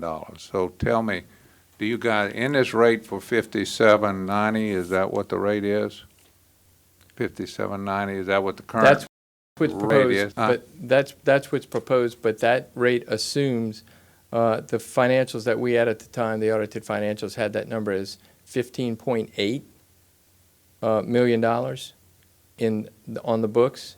That would be transferred, that we assumed would transfer to us. So if that number I'm is, trying to understand, what makes you think that you could come in and take our entire savings for sewer and water and all our other utilities? it is, well, we assumed it because it's reported in the audited financials as being on the books for ACUD number 2. Well, it's reported in a consolidated statement. That maybe I'm just telling you what the But fighting. even if that's the case, even if it said you've got something that's on our balance sheet, and you guys are saying, that money really belongs to us. Well, I don't get it. We're not saying it belongs to us. We're saying that in order to achieve a rate of $57, that money that has been dedicated to the utility would stay dedicated to the utility and be used apparently as the parish had intended it was. There's nothing dedicated to that utility. That money came from the excess of sales and use tax, number one. Additionally, some years it was $6 million, some years it was $1 or $2 million. And when we don't know what it is because there's nothing dedicated to that. It's an excess. Well, And that's what it comes from. I understand, we're not Let me proposing. ask you this, so it's 5790 assumes that we would give you $14 million wrapped up in a birthday present. No, it assumes that $15.8 million on the books 15.8. would be transferred along with that. And there's only projected to be $8 million in that at the end of 2019. Well, if that's the case, then that would result in a higher rate. Okay. Now, we talked about these out-of-parish customers. We kind of brushed over that, and maybe Tom can help with that. Those are your customers, right, Tom? That's correct. How many of these customers that we're talking about transferring are not residents of Ascension Parish? I think it's about a little less than 2,800. 2,800? And what parishes do they reside in? Livingston, East Baton Rouge, and the St. Gabriel area, Iberville? Iberville. Those all, those plants, they're what, subdivision type plants? Yes. Is that what they are? Yes, And where do they discharge into? surface waters, Eventually into which streams? different streams that. Well, let's take the some one in East Baton- Livingston, for example. Where does that water end up? Wesco, Yale. Amy River generally, Winding up in Amite and a lot of lower places. Amite? Mhm. And then the East Baton Rouge, where does that water end up? Probably in Manchac. Manchac, and the Mm-hmm. Iberville, Manchac, Probably Manchac also, okay. eventually. So when do those permits come up for renewal? I can't tell you that. I don't know Okay. that number. But they've been renewed before. They are, I don't know where all of them are with respect to the limits in Bayou Manchac at this moment. I suspect that most of them are already under the higher limits. Suspect? Yes, I can't quote you. Yeah. I can look it up So and it's get you the under the, information. so you think that you're already in compliance with the TMDL Yes, requirements? yes, On all of those plants? yes.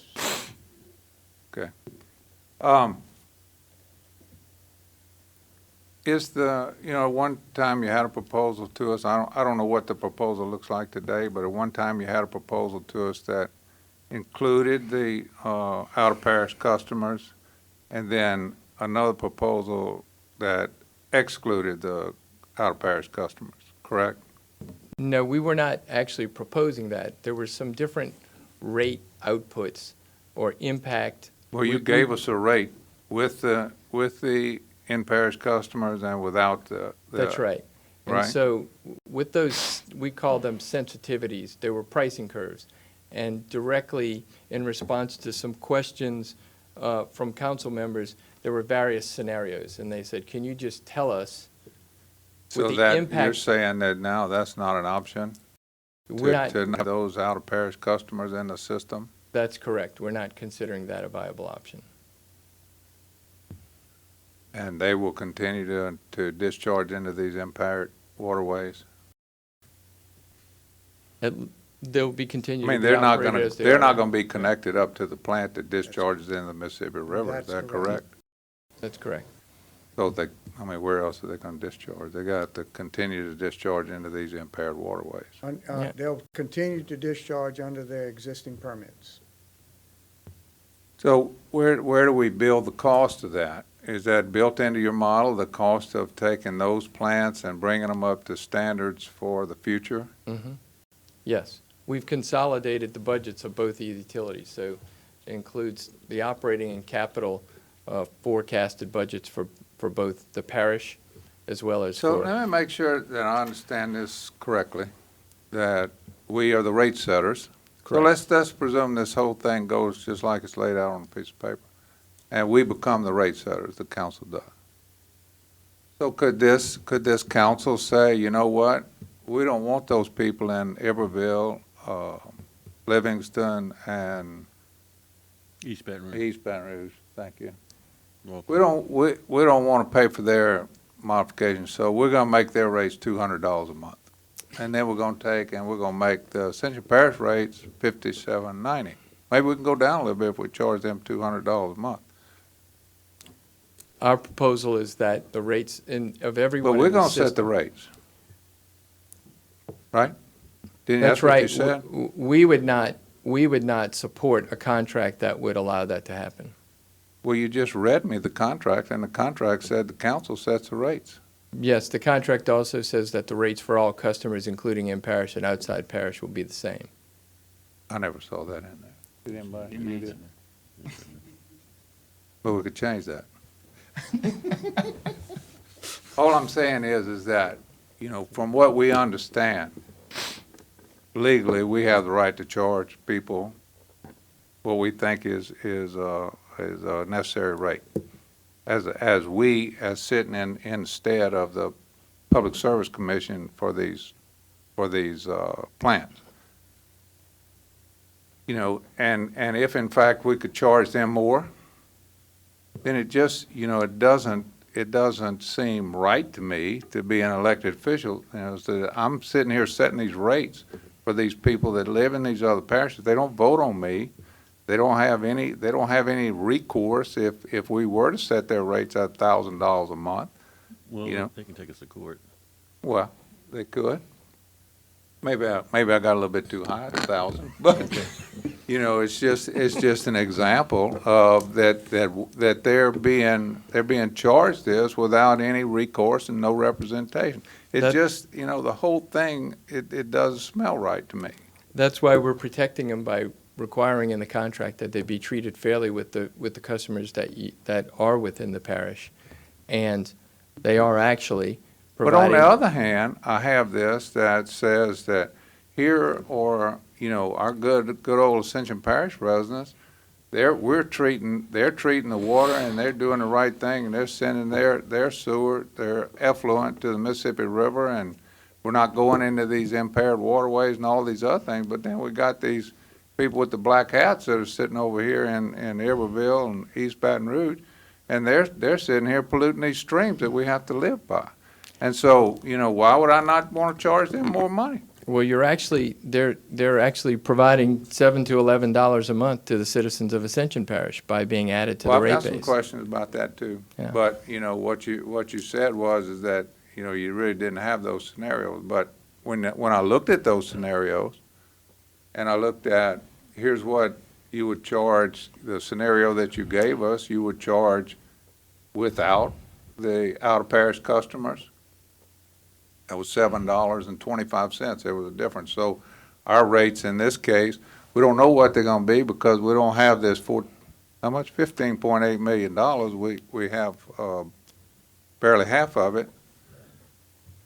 But this rate at $57, and, then you added $7.25 to it, on the lowest one I saw. So all the whole 18,000 or 17,000 customers, so I got 20,000, I got about 3,000 that are out of parish, so I have 17,000 in the parish. Am I in the right ballpark here, Tom? That's, yeah. And we're charging these 17,000 customers $7.25 a month to take these 2,800 customers out. Well, let me, I mean, you can do some pretty quick math on that. It's a lot of money. here's maybe another way to look at it. The transaction's got to work for everybody, correct? And I'll let, We agree I'll with let, that. I'll let Tom, but from the AWT perspective, they got 16,500, 17,000 customers. The benefit to them is getting 3,000 parish customers that'll help share their costs. If they have to pick up 3,000 parish customers that are being subsidized and then shed 2,000 profitable customers, then the net gain to the private system is really not there.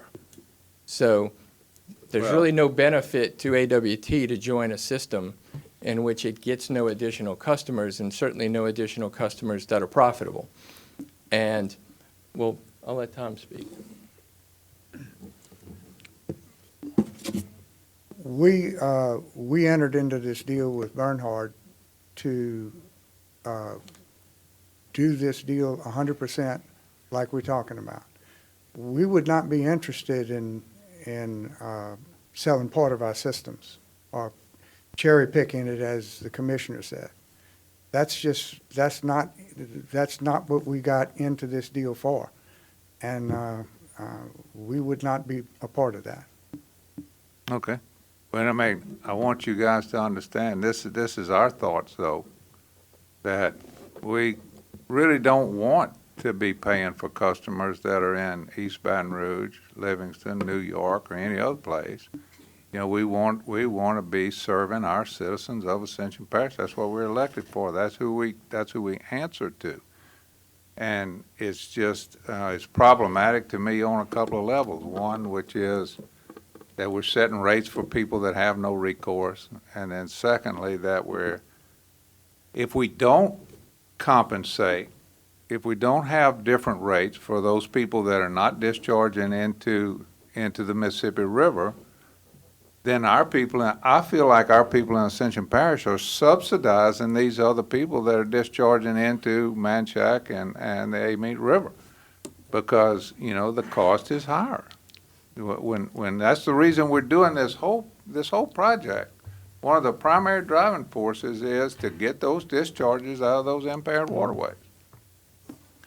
I'm just telling you my views on this, you know, and we talked to, that's one of the reasons we went and talked to Mr. Scametta today was, is this something the Public Service Commission prohibits? And he told us no. That, you know, it all depends. They have to look and see that people are protected properly and that their rates, that's what their job is, fairness of rate. That's what our job is, fairness of rates. So, you know, are our people being treated fairly? I'm not sure I've figured out the answer to that yet. So we also know that there's no prohibition to having these things separated out or have somebody else own. I understand your commercial situation there, and I don't blame you one bit. You know, more power to you. But, you know, our view, and I won't say ours, my view is that that can be accomplished in some other way. You know, I won't take any more time, Mr. Chairman. Okay, well, that's a good segue, and I'm going to go to my left, but I just want to, since he left that last statement on the table, there was some discussion, and albeit we didn't put it in our, for no particular reason, light bulb went off, into our summary of the meeting with Mr. Scametta and his lieutenants. The idea was, is it possible, and has it ever been considered by our partner, Ascension Sewer LLC, that somehow we could pipe those 2.8K or 2,800 customers that are in East Baton Rouge, Iberville, and I guess Livingston parishes to our Mississippi River plant. So now we're dealing with the good stewardship part. I mean, we saw the survey that not economic, I believe you said, but the Chamber of Commerce is interested more in the environmental, I believe that was the word I captured, part. We're obviously, Mr. Dawson just said it's a driving force. It certainly is for me. I've been a big advocate, although a lot of my constituents say I'm crying wolf about a kid waking up tomorrow and getting polio from playing in the ditch, which I don't care what anybody says. I'll argue till the cows come home. That is a distinct possibility, albeit maybe not something we have to be overly worried about. But I tell you this, if 10, 20 years from now we're still dumping it, the possibility is increasing daily, monthly, yearly, et cetera. So have y'all considered in any way how we could solve all these problems by maybe some lift stations and some more piping, and if it's not cost contraindicated, to get these 2,800 customers to the Mississippi River? I don't think anybody'd have a lot of angst at that point about charging everybody the same rate. The DEQ would be super satisfied. I'm reasonably certain Mr. Scametta and his group would approve such a plan more readily. It's getting the extra meters, as you said, that keeps the rates down. You know, the more the merrier type thing. In fact, the old cliche, and my colleagues warned me, but I'll go ahead and put it out there, it would be operative here. The solution to pollution is dilution, dilution, dilution. Whether some environmentalist still doesn't understand that principle, I saw it in your last little graphic. I well do. And I saw you even willing to maybe use some extra steps at the end to take any chemicals out, to be sure it doesn't have any microorganisms in it, in terms of what kind of system you'd be using to disinfect and so forth and so on. So, long way to getting back to the question, any possibilities here we get creative and do something with those out of parish customers and get them to our Mississippi River plant? Well, I'll speak first from a standpoint of our perspective, both business-wise and everything we've discussed with the regulatory agencies such as the Commission and the Department of Environmental Quality. Consolidation not only of Ascension regional sewer is essential. Consolidation across Louisiana is essential. I can tell you that there are, without disclosing other parties, there are parishes all across this state waiting to see what Ascension does, and they're already saying, we want the same thing. And we're going to have to think as a state, and Dr. Brown says it all the time, we're going to have to think cross-parish, cross-region, if we're going to solve this problem. And that doesn't, and so when we're talking about Sorrento, Livingston, St. Gabriel, Iberville, you know, you could start in Plaquemine and go all the way to Donaldsonville. Everybody's in the same situation. And the best way that we can solve this problem for the whole state and maximize the resources so that we don't have the scenario that was described. Think about the scenario that was described earlier. One comment that wasn't really discussed in Davin and Williams' presentation is the assumption that all the customers are going to the parish. Imagine not only having multiple systems being built in the same location, but everybody fighting to add their same customers to their system. It's not only going to be a race to the river, it's going to be a race to the customers. And so we've got to consolidate. We've got to add as many customers as possible to these systems. We absolutely will look at every opportunity to connect the East Baton Rouge, the Iberville people, the Livingston people up to centralized systems. And we are going to exercise maximum creativity in making sure we can connect as many customers to centralized sewer in the state of Louisiana as possible. And so there will be no limit, in our view, from a territorial perspective, as long as it's supported by the economics and the engineering. Now, Tom can tell you better whether or not the people, you know, in PQ Lane will be better connected to one system versus another, and that's sometime an engineering question. But we don't see any limits in our ability to explore the potentiality of connecting customers off of septic systems and off of package systems to any centralized systems that are feasible within that location. And that may result in the future in transactions. You know, the great thing about a cooperative endeavor agreement is two parishes can enter into a cooperative endeavor agreement, or two parishes who both have customer bases can enter into agreements to maybe transition customers. And so there's all sorts of possibilities in the future, but everybody's looking at Ascension to see if we can get it done first so that they can replicate the model. And it's a long way of answering your question. It's a yes, it's early days in knowing exactly physically how and when it would be done, but obviously when you're dealing with sewer, it's best to go incremental so that you're not connecting a large island, you're connecting incremental pipe to incremental pipe to incremental pipe so that you want to get the closest people you can to the plant, and that's the smartest way to build it. But at this point, I think what I'm hearing is you don't really know if it's feasible or cost contraindicated because it's not been studied. Yeah, we haven't studied it yet. Another quick question. You talked a lot about schools and in phase one and so forth. You guys, I guess, are aware Ascension Parish School Board is, even as we speak, talking about a school on Highway 73 across from the Halls of Dutchtown. It wasn't in your list in your presentation. Is that going to be a school maybe that would be in phase one? Yeah, it's right there across from Hollis to I- Dutchtown. Yeah. I don't know I don't know why- about it. why it This is wasn't the first listed, I'm but- hearing of it. I'm just Because curious. I of didn't its see it in your location. presentation, so I'm asking. Because of its location, you would say yes. Yeah. Okay. I I mean, know I there saw was one Dutchtown school- Middle and I saw Dutchtown High School and Yeah. some others in close proximity. And my last question, we're going to go to Mr. Joseph shortly, if they can bear with me.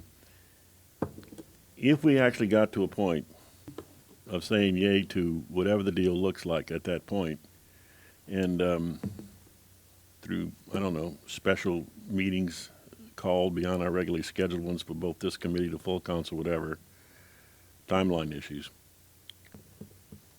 I guess you would have no problem with the insertion into the second CEA, a clause, something to the effect that the whole deal would be subject to Public Service Commission approval. It's in there.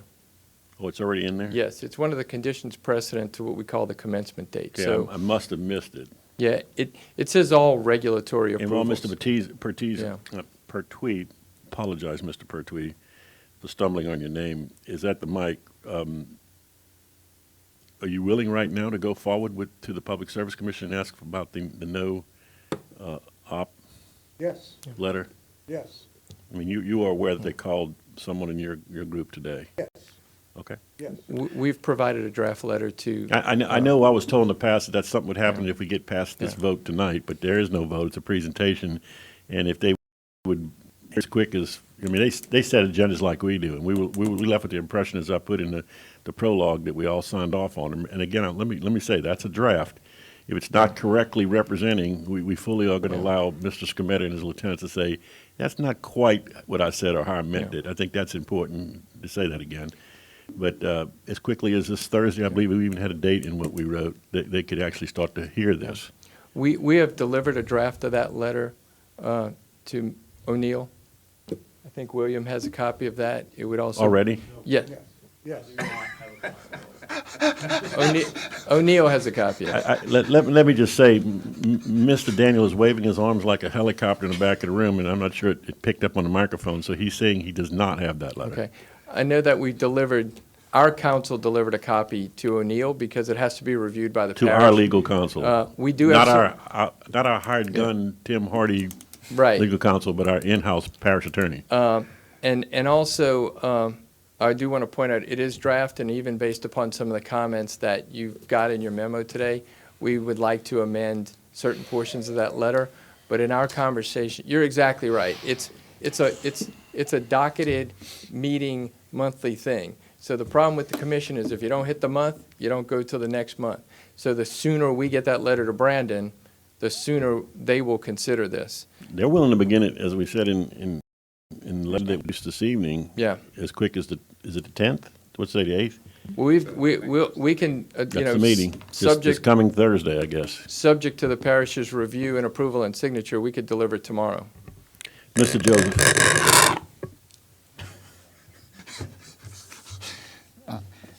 You can do it, OJ. Yeah, I know. I got a couple of questions. Tom, with those other parishes, I have concerns with those. That's just, I'm like Bill over here. I just have some concerns with them, and if we can work them out, I'm fine. Do you pay any franchise fees outside of, in any of those parishes? No. Okay. My other quick question is, I know you got the survey from, Chambers of Commerce, and, have you done a survey to the public about the rates? I mean, you know, you Yeah. proposing, we propose, 55, now it's 58. William got on his roughly 60, and so, I mean, that number based on the 15 million you calculated in our budget that you want, that may bring it up a little bit more. I mean, realistic, we're looking at about a $61 flat rate. It's going up. If you've already calculated the differential between the 15.8 and the 8 and determined that, you're a much better mathematician than I am. This But is a but ballpark it's going to figure. be above 60. Yeah. With that adjustment. And I mean, we're just, Yeah. I mean, I'm just throwing that out there. To answer your question. Hang on, but I We just have have to say this. It's really 12 or even as we speak. It may be by the end of next year, 8, if we spend money on, for example, the plant at Oak Grove, which is, I think, 3-point-something 3 million. point something million. So Right. let's be careful here before we Yeah. totally sink the ship. Just want to, We'd I like mean, to- I agree with Bill as We'd well. like to take care of but that for you. Let's get the numbers So, right. And that's why, look, I'm not trying to be cute here, but it's sort of like, okay, well, you may take $4 million and use it in Oak Grove, or you can give us the $12 million and we got to fix Oak Grove. I mean, it's the same dollars going to the same thing. But to us, what's important is to free the parish for all years from now on from having to put up any money to subsidize the sewer. Right. Well, and I'm just, like I say, it's just, I would like to see if we go out to the public and see what is feasible, the numbers that you can actually make this work and see what we get. Yeah. I mean, like you say they want sewage, but what is the cost that, And the important thing, Councilman, sometimes it's not that rate, it's the differential rate. And what I get concerned about is once we start getting into the 60s, it's not the fact that it's 60. 60 is a reasonable rate. It's the fact that they've only been paying 42. You know, you're starting to get to, you know, and so the thing is. I agree with know, you, but reality coming. $60 is actually a completely, absolutely, completely reasonable rate in these circumstances, but people don't want to go from 42 to 60. Look, I understand. I mean, And, paying this for a long time. and we, I can tell you, coming from my experience in the utility business, we call it rate shock. And it's, nobody likes when that rate goes up. But it's much less about with the current rate, you know, it's the differential. And so we are trying our best to temper the differential in that rate as much as possible. And so, which is why we graduated over 10 years, because we find in our experience, people much prefer that. Well, I'm not gonna keep you any longer. I mean, my concern is those Olive Parish system. I just wanna make sure we're protected every legal possible way. Understood. Thank you. That's all. Jeff, thank you. Is it, Doc, you want me to move on? Will you recognize me, sir, please? The chair recognizes the chair. Thank you very much. Thank you, Jeff and Tom and everybody for indulging us here. But, you know, we're the only ones who have to vote on this, and so I thank you for your patience with us as we learn and as we try to understand and as we try to help you and as we try to educate the citizens of Ascension Parish through this process. I want you to clarify, Jeff, something that you mentioned once, and I want you to say it again, that when you say that the CEA is before the council, it is before the council of the parish, like our legal council, not the council of the parish. Absolutely. Okay. And We don't have it. your lawyers, let me say Right. it that way. That's a great way to distinguish between the two. As a Thank you. lawyer myself, I try to sound better. Counsel somehow They're sounds a just little lawyers. more We got a complimentary. couple of 'em. But your lawyers, not Yeah. your liars, your lawyers. We got a couple of them. We know how they are. Thank you so much for always making sure that we make that clear, because the public has the right to this information if it's before the council, not if it's before our legal counsel. Got you. So that is the differential. Great distinction. Right. Thank you so much. So I certainly want more families in Ascension Parish to consider this a great place to live. I don't know that I am determined to have more families in Ascension Parish. But having said that, I've always been pro-growth, and so I want those who will come and those who live here to consider it a great place to live, and having the sewer out of our ditches would be important, I believe, in making that possible. I think that the chamber is a cross-section of business in Ascension Parish, so I think their polling is probably a good, pretty well representative, because there's lots of small business customers, members of the chamber, some big business, but mostly our chamber's a lot of local mom and pop, family-owned businesses. And we live here. I was a member of that chamber. I owned a little small business here. So I appreciate that they sent us their survey. See what else if I had a question or if I'm just pontificating here. Let's see. Actually, Doc got my question. I feel like it's important, too, that I'm not uncomfortable with the out-of-parish customers. I'll be quite honest with you. When Bill says we, I'll cut a pair of eyes at him. And I'm not that uncomfortable with that. I understand the cross-jurisdictional necessity, I believe, for that. I certainly heard it with Mr. Scametta today. He said the same things you're saying, that the goal is to hook the state of Louisiana up, to help us not to be full of sewer in our ditches all over the state. So you answered my question on that you will make every effort. I don't expect it tomorrow or even maybe the first year of this program, but at some point know if we were to move forward that we would tie in those customers to something. Okay. Our system, the system in that parish, whatever happens to be happening, that would be important to us. It certainly would be important to me. So it looks like I was just pontificating. Mr. Johnson. That's your right. Thank you very much. We Thank appreciate you, it. sir. Both chairs recognize Mr. Johnson. Thank you, sir. And ma'am. Jeff, as we've had the conversation before, I think it's, our job up here is to kind of try to poke holes in your story with this deal to make sure that we're doing the right thing for the people that we represent. We're doing a good job, aren't we? I think so. So, to continue on with that, so you're starting out at $57.90 a month, or depending on all this other stuff, that's what's in the paperwork. But we're raising our rates 4% a year. Correct. For the first 10 years. Why? I think you're lowballing me. I think if we had the rate set where the system dictates that it is, the system could be bigger, bringing in more customers initially, or over the life of the system, keeping the rates lower longer. I mean, that's just assumptions that I'm thinking in my head. I don't know if they're accurate or not, but it's kind of like, are you lowballing me to get the deal done and then coming in and throwing all this other stuff, and we're going to find things later on down the road that's going to make it to where it's like, why did we do this deal? The answer to that is no.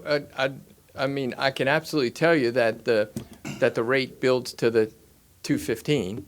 So, I mean, if your question is, if you wanted to spend more and build more project, if you wanted to charge more rate, you could build more project. There's no doubt about that. Okay? But I will tell you this, when the types of analysis and the type of thought that goes into this system is talking about the capacity, for example, not to attach every neighborhood on the system, it's to attach all the future growth of all the vacant lots and all the businesses that are attached, the capability. So I think the number was something along the lines of, I think the question might have been asked, how do you compare what they're doing to what we're proposing in ultimate growth coverage? It's not exactly apples to apples, but we're talking about 35,000 customers can be connected to the system as we're building it in phase one. You got to just build the laterals to connect them, but this system will be capable of taking 35,000 customers and 12 million gallons a day worth of effluent to that plant. And so we're not, we purposely are trying to size the system and the flows to account for the growth in the future. And it also, gets to the point that that I believe Councilman Dawson asked, which is, do you think, talking about the individuals and the septics, and while we don't have a requirement that they connect, we believe it's just kind of logical that when they have that pipe in front of their house or in front of their business, they're going to connect. And so we need to build the capacity to say, we're not going to force you to connect. We don't have the right to force you to connect, but State we law got says we do. But and if you want to pass that law, we got the capacity to serve it. And so, and that's what, and we're building a system that But I is mean, capable of attaching those people. That goes to the point, though. How much revenue, how many people are we talking about in that piece of line, and how many customers are we missing out on revenue coming into the system that could help pay for it, keep the cost down on other customers? Now, we were kind of going about that with the out of parish customers. We take those out, the rates go up exponentially. So I mean, we got customers, and I think some folks are going to sit here and say, wait a minute, I'm running line down the street, and I got a guy or a person living there, the house got a MODAD or septic tank in the front yard, but I'm not requiring them to connect to the system. It makes no sense to me that I'm going to pass up on that revenue that could potentially help. The more numbers, the lower the rates, the better the system. So why am I passing those guys up? Why is that not automatically built into the system? Well, again, we talk about assumptions. The way we factor those assumptions is growth rate. We've got a 3% growth rate factored in. That 3% growth rate, in some circumstances, if I looked at another parish, there's no way I would agree to 3% growth rate at all. When we think of 3% growth rate, it doesn't necessarily translate to how many people are moving to Ascension. It translates into partly the fact that there's growth in Ascension, but it also translates into Tom knowing how many new hookups he has every month, which is about 400 residential. But it also says we also know that there are people on the system that are going to hook up. We don't know how many, but that's why we feel that our 3% growth curve is conservative. We think it's conservative. You could assume 6, and that's how you would factor that in. but it's an assumption, and if it's wrong, you've really undercharged on your rates. So we think we're being on the conservative side by saying 3%. We know that some people may say 3 is too high, you should be at 1%. Well, that's going to translate into a higher rate. And so we try to put thought and analysis behind our assumptions, not just to make them pie in the sky assumptions, so that the last thing we want to do is come back and ask for more rates. That is not something that a utility ever wants to do. And so we try to be as reasonable as possible, as conservative as possible. But to be honest with you, Councilman, I mean, we feel and hear the sensitivity to that number. And so I can tell you that our model supports that rate trajectory. And we're even keeping it flat at, after 10 years, assuming there's no more, but we assume that if we get to a secondary phase or additional capital investment, that we'll come back to you and say, guess what, the 10-year flattening, we want to expand the system. What do you think about keeping, making another change to that? But in other words, with the system that's designed now to cover the phase that the $215 million, that rate can support that system. For how long? Because, I mean, your O&M costs continue to rise, and inflation, whatever the factors may be in that. I mean, I'm not an economist or anything Yeah, else, but so- your cost of operating the system is going to continually go up. So how long can you keep that rate flat after the 10 years? So there's two components to it. There are obvious escalation factors that we apply to the operating cost. Julius has it in the model that he's provided to Ernst & Young, and they can check that assumption.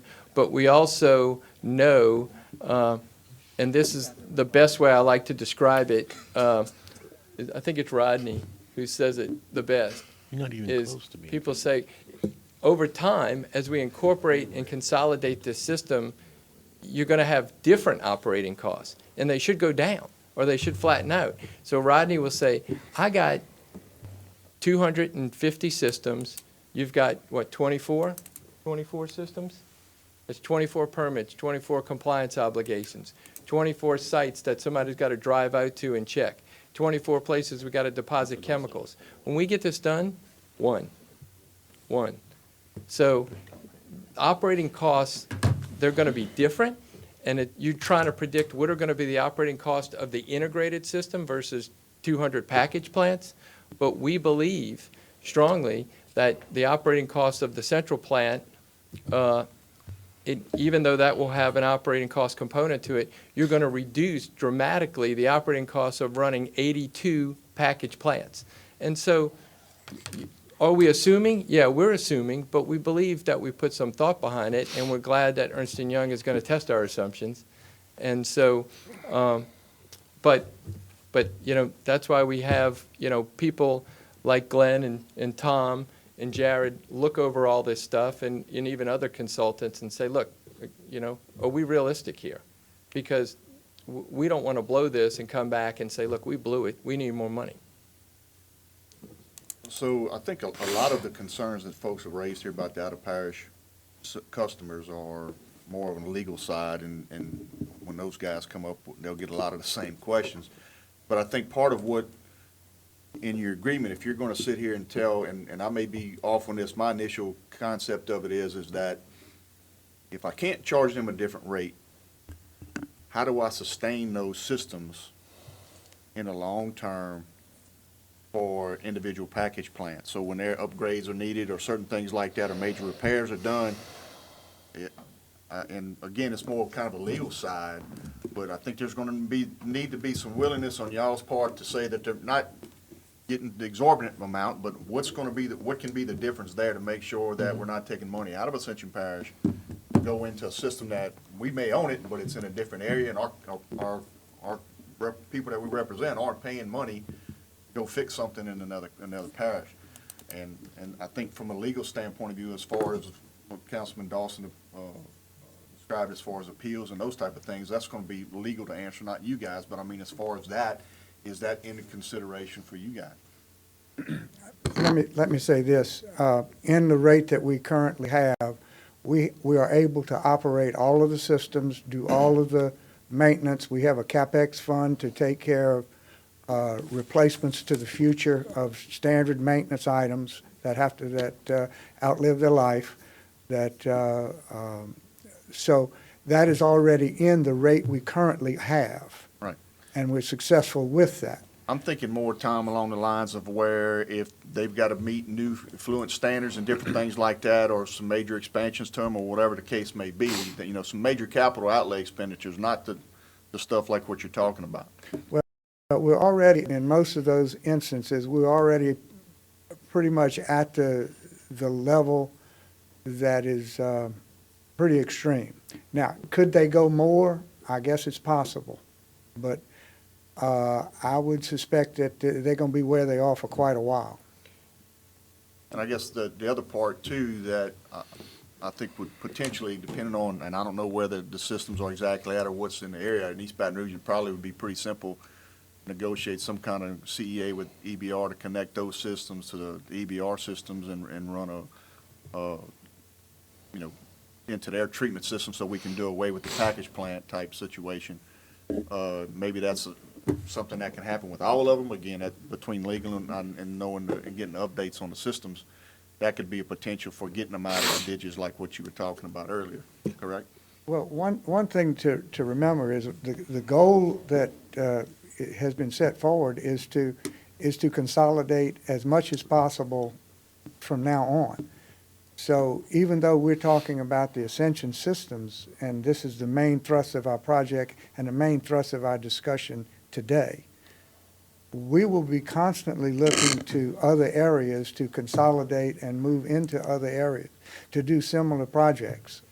And so those systems, at some point in time, I would have to believe will be addressed like you're talking about, Benny. Because, I mean, you know, all due respect to the higher powers that be, we can all sit here and talk about, we're all going to have a kumbaya moment and all come together and have one system, or, you know, major regional systems that multiple parishes are tied into and all that other stuff. That's just, I don't see that being realistic anytime soon. And so that's, you know, small issues like this could potentially be resolved like that, but, you know, you get into larger dynamics to where all of 2 or 3 parishes are connected into 1 or 2 treatment plants type things. That's not what I'm. Well, but you're thinking about it the right way, because think about the difference between collection and treatment, and a utility can have another utility treat for them. So to the extent Baton Rouge has excess capacity, they'd love to do something with it. And so if you're able to do those things, you may be able to keep those customers as your customers, but then they pay a processing fee. You shut down their treatment plants, you're collecting, and then you're just paying Baton Rouge to process and treat. And so the possibilities are endless, but we got to start from a platform of something. And look, you're exactly right, and this is not stuff that people are familiar with. You're thinking differently than anybody's thought before, at least locally. But that's how we get hard problems solved. And I appreciate the fact that Ascension, I can tell you that not only is the rest of Louisiana looking at Ascension, the rest of the world is looking at Ascension. I got asked to go do a case study at the World Wastewater Treatment Conference in Houston next month to talk about Ascension Parish. This guy called me from England. And so everybody in the world is trying to figure it out. And if we're able to do it, you will be the model. so you talked about billing. How are y'all going to do that? It's going to be individual billing that y'all are going to do? We're going to third party that out? We're Is that going to start, from a transition standpoint, rather than reinvent the wheel, we're going to start, both of us are using the same contractor to bill right now, but we believe that with the resources we're going to have at Ascension Sewer, we will be able to implement our own billing system. And so we're putting together our own study around Drew and his team about what it would take for us to implement our own billing system, and then we'll be able to take that and go to the current provider and say, we can do it ourselves, you can either beat this and we'll stay with you, or we're going to go do it ourselves. That's a pretty good substantial savings, I would imagine. I don't talk to him about that, because when we even go there, it gets his hackles up. We know. So I would encourage that as quick as possible. So last question is, so if you come to the council and raise the rates and they say no, what happens?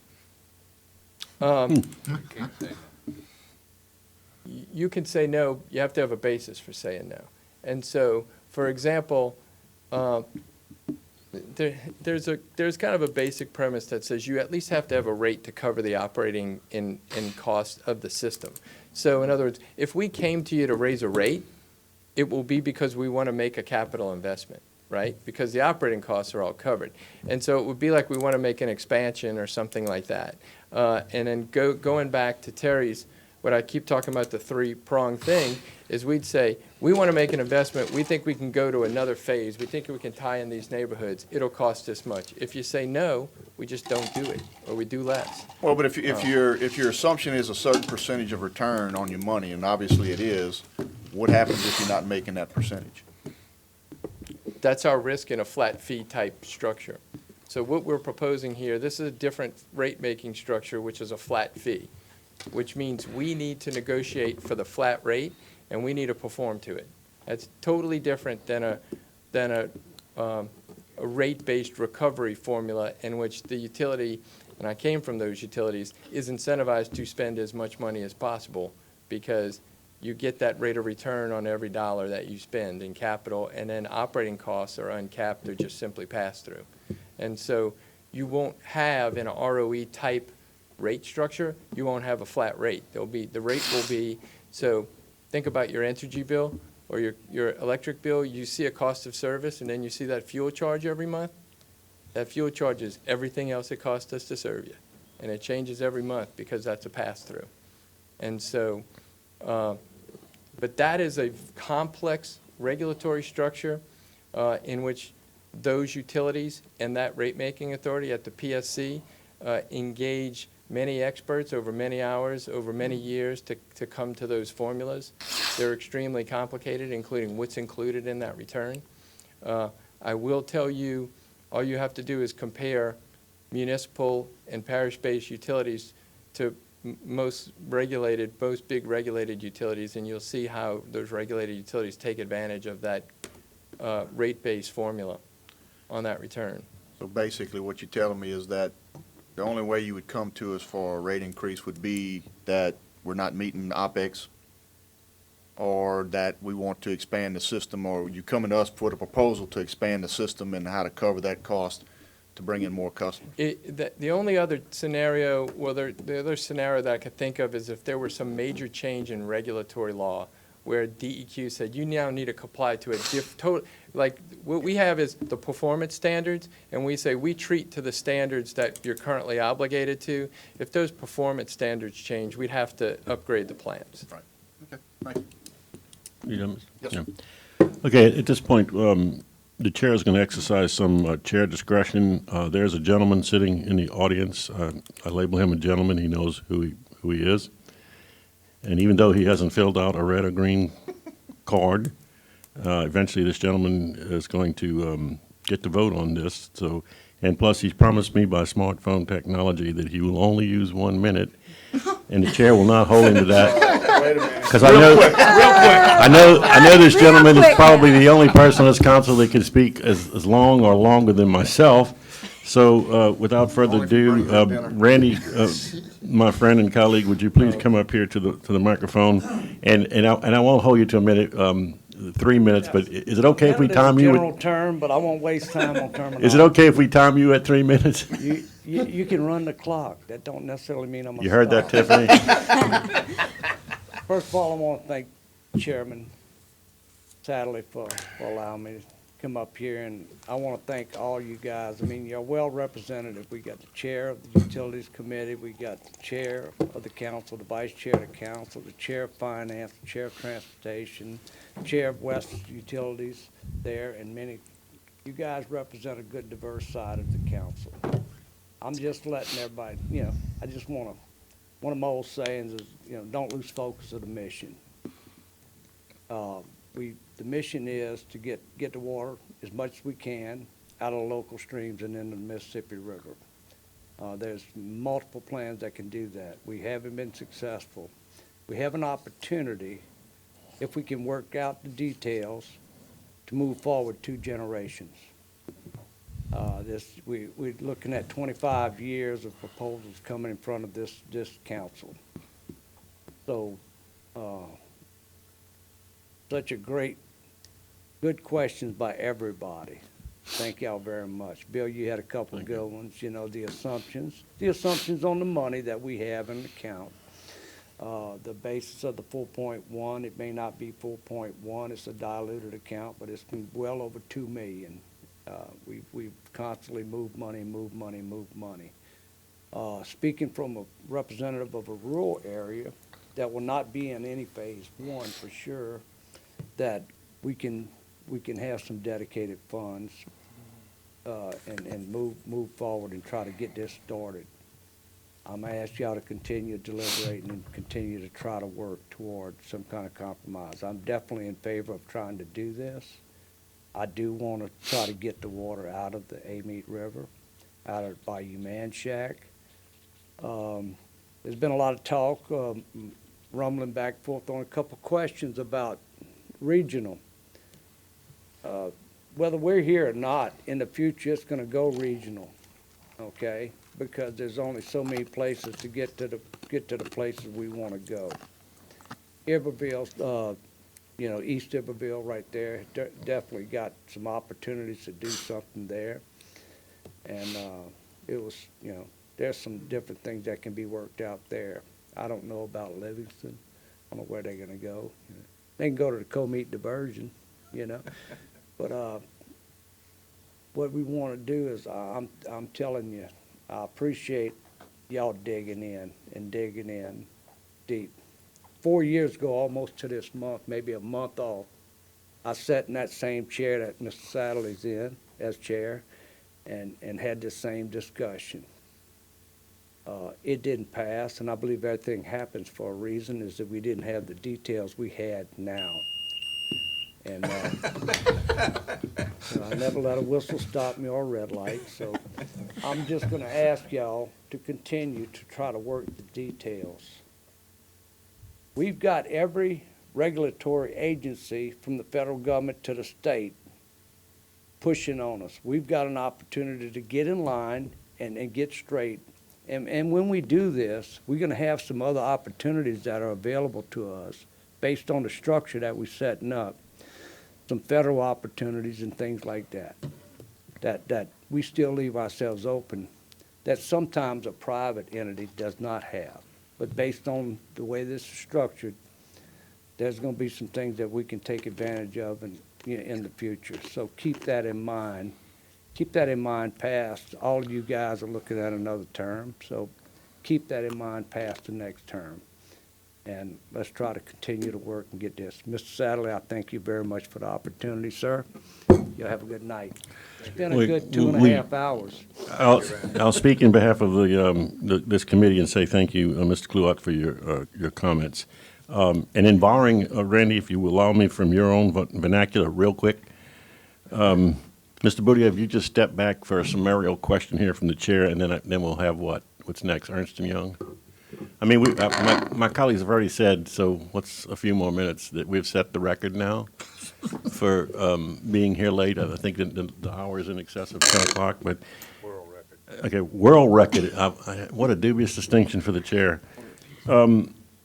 Boudier, the Yes, sir. third law of thermodynamics says matter cannot be created or destroyed. So if you, using a term that I've heard you use before, sir, were to sweep the actually $12 million, I think we've established that now, that's currently in this fund, because, can't read my own handwriting here, get the question correctly. Because it's no longer, it's 15 million or whatever the number was when you went and sat as a representative of Bernhard Capital Partners with our auditors and audited the books. Will you honor a $57.90 per month sewer rate? Or is that something you're not prepared to answer tonight? If what is done? Matter can't be created, destroyed, so we don't have the 15 million in account right now, we have 12. So I'm asking you, if you swept that 12 and the Public Service Commission favors or is going to approve whatever with the clause I've asked you about, that we would take the other customers into, because you said both of those things is where you got your rate from that you presented tonight, and it's close to the 56 that you spoke about at the Chamber of Commerce meeting, the Clarion meeting in front of this committee for a long while now. Is that a deal breaker if you swept the what's in the, as of right now, what's in that account? I'm not exactly sure I understand your question. You want me to try it again? But is your question that if the amount, Are you standing for us tonight to say that if you want 5790, it's got to be 15.7 back when you audited and taking the out-of-parish customers in here? Are you that's a deal breaker for Ascension Sewer I'm LLC? saying we're not prepared to reach that final agreement tonight. We still need we Nor still are we, have a but- lot of things but- to but- consider. But we don't right need to waste now, a lot of right time. now, at at all the other assumptions in a $215 million construction project, the 5790 doesn't hold up. Let me just say, using sage words of Councilman Benny Johnson earlier about it's our job to poke holes. I may not phrased it that way. I think it's also our job to try to be the best possible steward we can of the people's money. So, Yep. and I realize we're in sort of quite final stages or whatever you'd call this, in a diffuser short. I don't need to tell anybody that people are going to go to the polls this Saturday and elect maybe a whole new council, maybe some will stay, maybe won't, maybe everyone will stay, whatever. And we all know that if the deal is not consummated between now, we saw this with Ascension Sewer LLC, which failed. And it was a much narrow, I don't know what the vote's going to be here finally, if it even happens, but it was 6-4. And then, of course, the new group comes in and it all changes. And I'm not overly interested, quite frankly, in starting over, even though I receive a lot of heat about that. So I would recommend that you certainly get back with Mr. Bernhard and all your wizards that calculate and so forth, and see, if we could compromise on this a little bit at this stage. I mean, I've already cheerleaded a lot, I'm just going to say that, for this with my constituents and other, and I'm way out on the limb relative to it being at 56, and I don't want to see this thing deal break, so to speak, over rate increase that's largely higher than that, the number even that you presented tonight. I've been very open with you and everyone else about plus or minus $1, which you've been preaching is what we really need to be do. But I do also understand, nothing is static in this. It's all dynamic. It's changing all the time. Absolutely. But I got to kind of get a feel for you.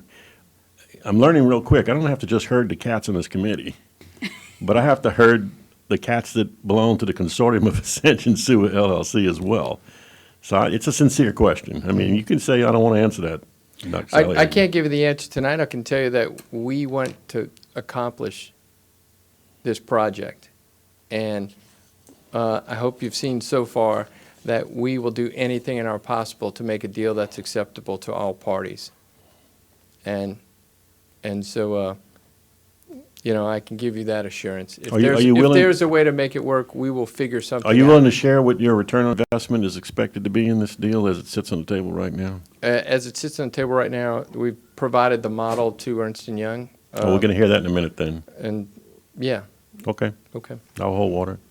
I'm going to cut questions off, even though everybody is entitled to a second round because it is late and we need to hear the other presentation. And where did Mr. Daniel go? Come and introduce the next speakers, Mr. Daniel. Thank you. Thank you, Jeff. Thank you. So, thank you, Mr. Chairman, for cutting questions off. But Didn't I tell you this was Murderer's Row?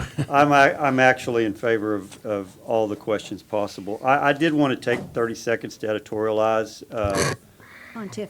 pontificate, however you want to. When I first went to, when I was first hired to look at sewer here, I went and talked to Dr. Brown at DEQ, and he immediately wanted me to hook up to East Baton Rouge Parish's system. He says EPA is pushing regional systems. He thinks that's the way to go. And so I thought that was sort of an interesting idea at the time. But I can tell you that If you look all across the country, regional systems is the wave of the future. And I sit on the Capital Area Groundwater Commission. For water systems, regional is the wave of the future. If you look at the Tampa Bay area, they have a huge regional system for water. And I know we're not against regional systems here because we get our water from Baton Rouge and Assumption. So it can't be, regional systems, I think, are a good idea.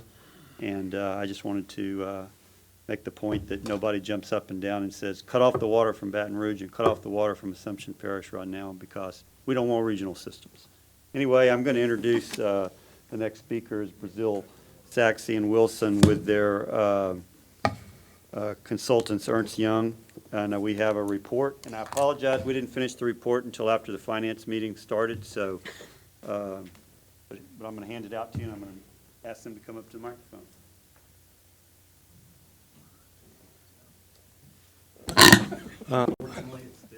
Good evening, that's okay. Mr. Chairman, members of the committee. My name is Tim Hardy. I'm with the law firm of Brazil, Saxe and Wilson. We have been tasked to do a legal review of the proposal that's before you tonight and is a matter of discussion. We will undertake that. Presentation is being handed out to you as I speak. Also, we have tasked the firm of Ernst & Young to do a financial analysis. It is understood that there have to be certain assumptions made as we move forward. This has been stated earlier tonight. We know it's late. We will try to get through it. Whatever questions you have, we're happy to entertain those questions. We have David Fleshman and Joyce Matthews of Brazil, Saxe and Wilson that will undertake the overview. We have Ms. Claire White and Mr. Stephen Alton Smith with the firm of Ernst & Young that we have retained and that will engage in the discussion of the financials to the extent that we can. So with that, I will call Mr. Fleshman. Thank you, Mr. Chairman. Thank you, members of the committee. We will be very, very brief in running through the presentation and the legal analysis because there's been a lot of discussion about that. There's a few clarification points that we would like to point out as we go along, but for the most part, the language in the contract as it's written, we are continuing to negotiate. We have made good progress, but the bullets up there that you just saw from Ascension Sewer's presentation is accurate. And we are continuing to work on some parts, but one of the key words that Mr. Baudier said was this is a partnership. This is very much a partnership.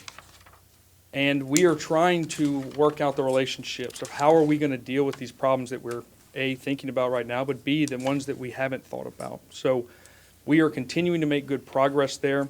We will run through the slides here. You're all aware that there's three major kind of key legal agreements here. The CEA, that was already has been approved by the parish. There is the Construction Operation and Cooperative Endeavor Agreement that is the primary agreement that we're talking about tonight, and to be executed and approved at the same time as that, if it continues to move forward, would be the Contribution Agreement. The focus here tonight is on the Construction Operation and Cooperative Endeavor Agreement, and we will walk through here the key legal terms. We know who the parties are. It's the district and Ascension Sewer. And the main purpose of this agreement is to establish this framework of the relationship, to really discuss what roles and responsibilities each party has in this and how we communicate and how we handle things that we aren't necessarily expecting right now. You can see here this is a primary term of 30 years. Currently, as it's written, there is 5-year options beyond that. We have talked about limiting that to a 5-year option there, but that's just an area that 30 years, if you want out of it, let them know 5 years in advance, or we continue to this relationship afterwards, if we want to do that. It's very standard, but wanted the council to know that this is kind of the plan. It could go beyond 30 years. When we talk about 30, that's the primary term, but the contract contemplates an option term. The commencement date is triggered by the occurrence of these 4 events here that you'll see. 2 that the district is responsible for, and 2 that the operator is responsible for. First, the adoption of initial rate resolution, and that is setting that initial rate schedule that we've been talking about here. That is a condition precedent to this contract actually getting started and commencing. The second thing is the amending the district's enabling legislation and ordinances allowing ownership of assets outside of the jurisdiction. On the operator side, they've got to go to the PSC, as we've talked about tonight, and they have to get that approval, which sounds like they are underway in making those steps and doing that. And the other is the financial close and finishing the arrangements, the rest of the arrangements for the investments and the contribution agreement as well, transferring the actual assets from AWT to the district. Moving along here, this is 2 columns. You'll see on the left, ACUD number 2, and on the right, you have Ascension Sewer. We're trying to show you here what the major roles and obligations of each party is here. You can see the ownership and control of the assets is in the district's column. We are the owner of the assets. You can also skip down to the end and see rate setting. We are the rate setters. That is our role and responsibility, and the contract is clear on that. You can see Ascension Sewer is dealing with the construction, operation, and maintenance. That is, we kind of take a step back, those are the main areas and roles that we're playing. Now we've discussed a lot of the rate structure.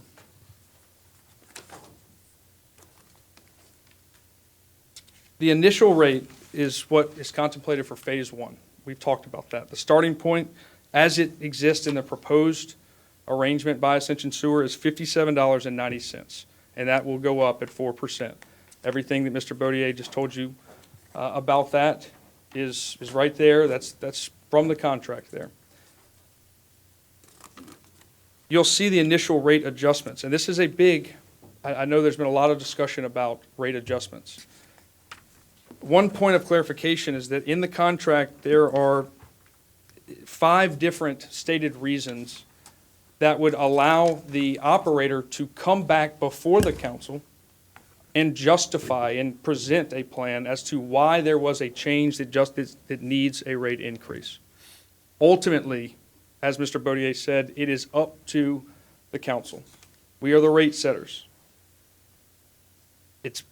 It's clear there, but I did want to make a point for everybody to really see here the types of things. And I know this has been discussed, but the unanticipated construction or operating costs that are not attributable to the operator's fault. So those are things that things are going to come up in this process. If that occurs, the effect of that is that they come before this council and say, here's what happened. They have to answer questions from the council, and the council ultimately decides whether that rate increase is justified or not. All of these items on this list here are those triggers.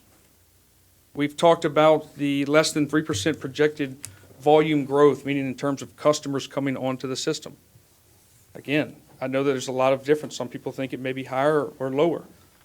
If that event occurs, the effect of which they come here, present why they have had a 1% increase and how that's affected them and their operations and why they can no longer do the phase 1 like we've all planned to do. This is, again, a partnership.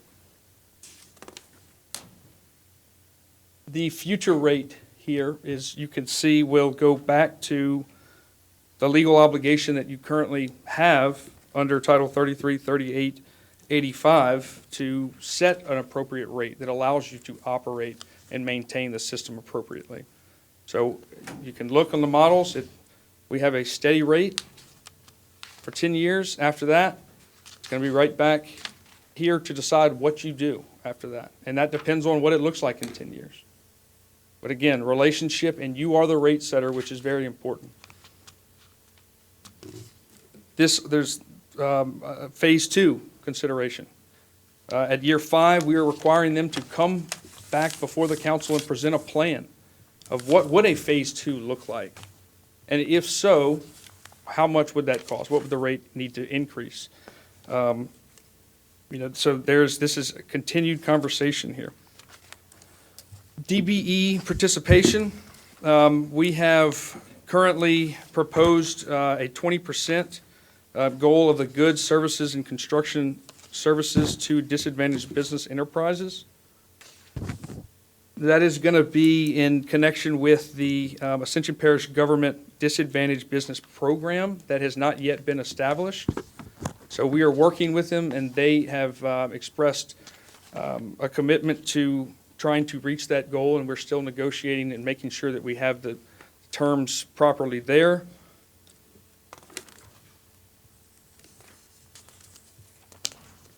You can see the language, the 20% there. We've also added a definition in our agreement just to reference the program that is under works. The reporting requirements. This is important. We wanted to point out to you the numerous reports that we are asking them to come give to the utility committee and to the district. You can see here we have the capital improvement audit, shut-off reports, growth rate of new customers, results of all regular performance tests, schedule of all routine maintenance and repair work, quarterly reports demonstrating the quality of the influent sewage and treated effluent, monthly, quarterly profit and loss statements. And these are, on the next page here, you can see it continues all the way down. Any and all regulatory notifications or concerns that we need to be aware of. Changes in the organizational chart, customer data, and even the DBE participation report. I know on this, I wouldn't quite say we're in the honeymoon phase right now, but it's always important to think about termination. What would this look like? There's a couple of key provisions which were raised earlier by Mr. Baudier that are important to point out here. In the ideal situation, if we're going to year 30, this plan would start about a year in advance of planning the transition. So there's provisions in the contract that talks here about 9 months prior to the expiration. The operator shall use commercially reasonable efforts to facilitate the smooth transition to the successor operator. What does that look like? There are numerous lists of tasks that we are trying to predict in 30 years what that will look like, of what we would want to see in order to take it over. Customer list, customer data, and we have, there were 2 pages of slides here that we have, not decided to just include every single detail of that, but we hopefully can get to the point with Ascension Sewer and getting you a draft for actual consideration here, and you will have all of that. You'll see back in transition. Okay, this is the period right after termination where, in order to accomplish the smooth transition, they will negotiate in good faith. We will even have a transition services agreement for such purposes. The exit test is what Mr. Baudier spoke about, which is really kind of how do we evaluate what the assets, the condition the assets are in, if there were any repairs that were ongoing at that time of the transfer termination, how do we value that? You can see there we have the right in consultation with the operator to establish the specific requirements and parameters of the exit test. The result of that, and that will certainly involve an independent engineer selected by the district to go in there and analyze and evaluate what those assets look like. So all of that, and look, we're blowing through this, but this is very much an ongoing process, and we feel like there's been substantial progress on the legal side of things. Ascension Sewer's legal counsel has been excellent to work with.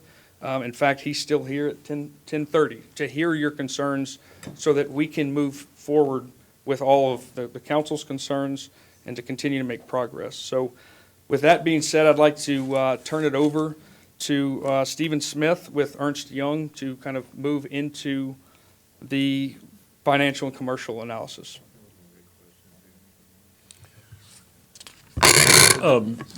Before we have the financial Ernst and Young, I believe it's the committee's pleasure that we go ahead and ask you questions on Sure. our presentation. Is that okay with you? Of course.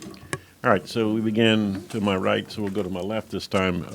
Mr. Johnson, you have the floor. Yeah, a couple questions. So, and maybe it's confusing to me, but we talked about a 5-year option to opt out of this thing. And then we go towards the back and the 9 months is a transition phase. So, I guess anytime during the agreement we have an issue, we got to give them 5 years of notice to get out of it? Is that correct? Am I reading that right? So on page 5, you got it in there. Yes, so the primary term is for 30 years. If we do not want to go into an option term beyond that 30 years, we need to notify them at year 25. Now, if they terminate and they do not, if they do not comply with their obligations, then we can put them on notice to cure it. There's cure periods in there, 120 days, that we notify them that we believe that they have not complied with the obligation, give them an opportunity to cure, and if they don't cure it, we can, move forward with it. The 5 years is to try to start the wind down process if we make it all the way. And similar to that, if we go into one of the extended terms, the 5-year term, we have a year out, we have to notify the other party if either party wants out. So if they don't want to go to year 30, they need to tell us 5 years in advance, or else they're going to year 30, unless there's some sort of breach of a major obligation in the agreement. I guess with the dynamics of elections and all this other things, 5 years seems like it may be, depending on how, where it winds up in a 30-year term and all that other business, that may be an issue. I'm not sure how to resolve it because I hadn't really studied it that much yet, but,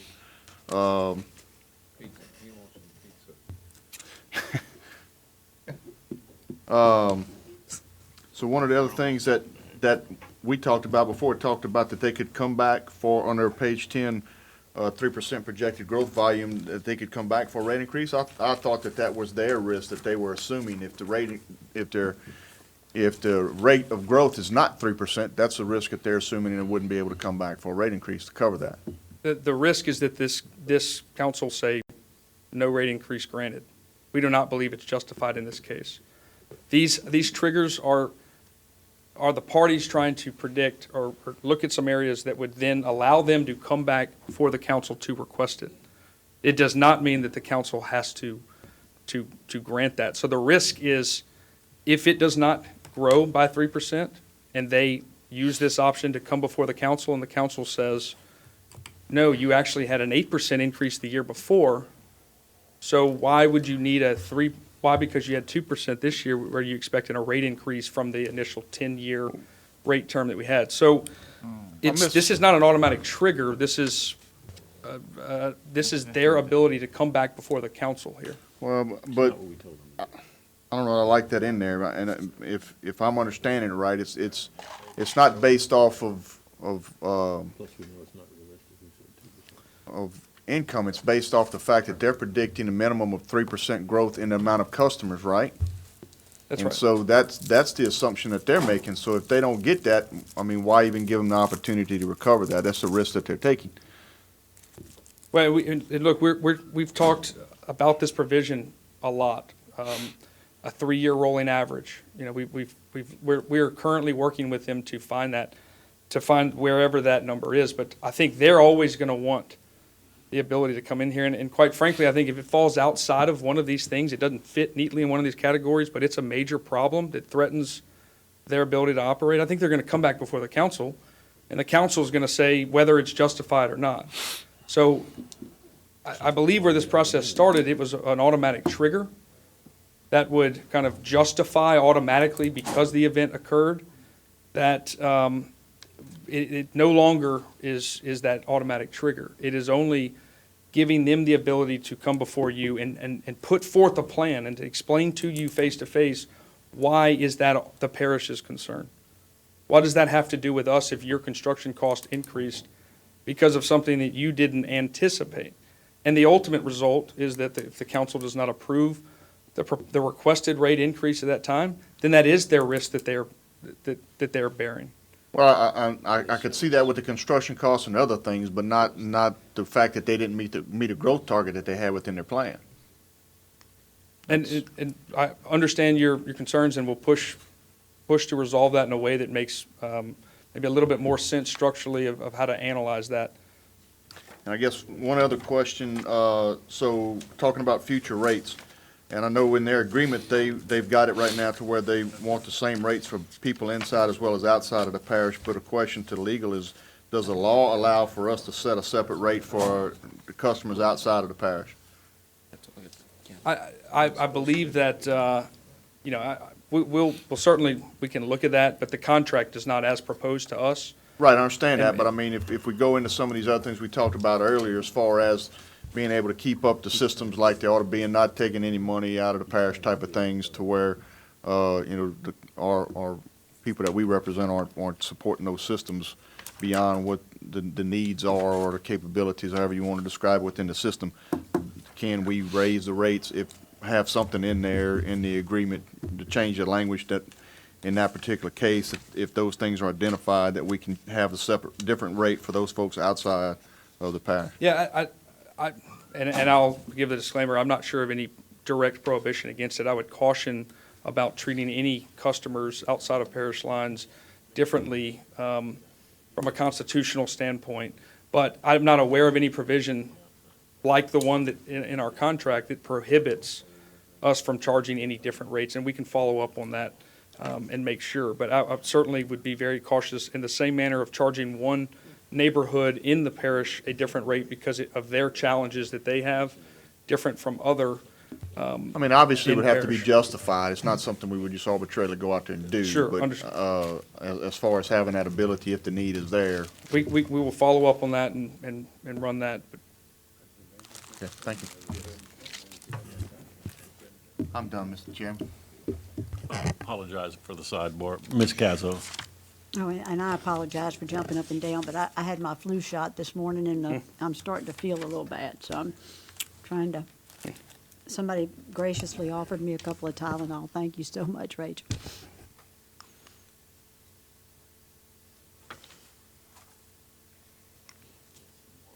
I don't have any questions right now, thank you. I haven't been able to look. Nothing, Mr. OJ? No, they have what I wanted in it, so I'm fine with it. I'll allow Mr. Kluwat real quick. Page 10, amplifying the second bullet from what Councilman Johnson asked. In a meeting with myself and one other member of this committee to stay underneath the quorum, I can identify the name of the persons interested. We had talked about advising you guys as I negotiated to get back and do something that we felt was more realistic. In fact, we prepared a little term paper on it, and I believe we gave it to you at that meeting, 2% instead of 3%. So did you bring that back, and did you lose that argument, or?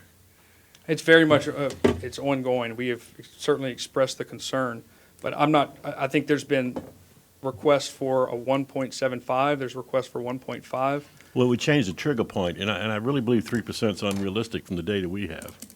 Right, and I'll tell you, they believe very differently as well, but we can continue to push, Mr. Chairman, and I can assure you that. Okay. And I think certainly having them here, hearing your concerns, we are both committed to finding an option here. Well, that they would works have for heard everyone. our concerns through you, but you're right, now they're hearing it quote from the various horses' mouths. The other bullet is the top one, real quick.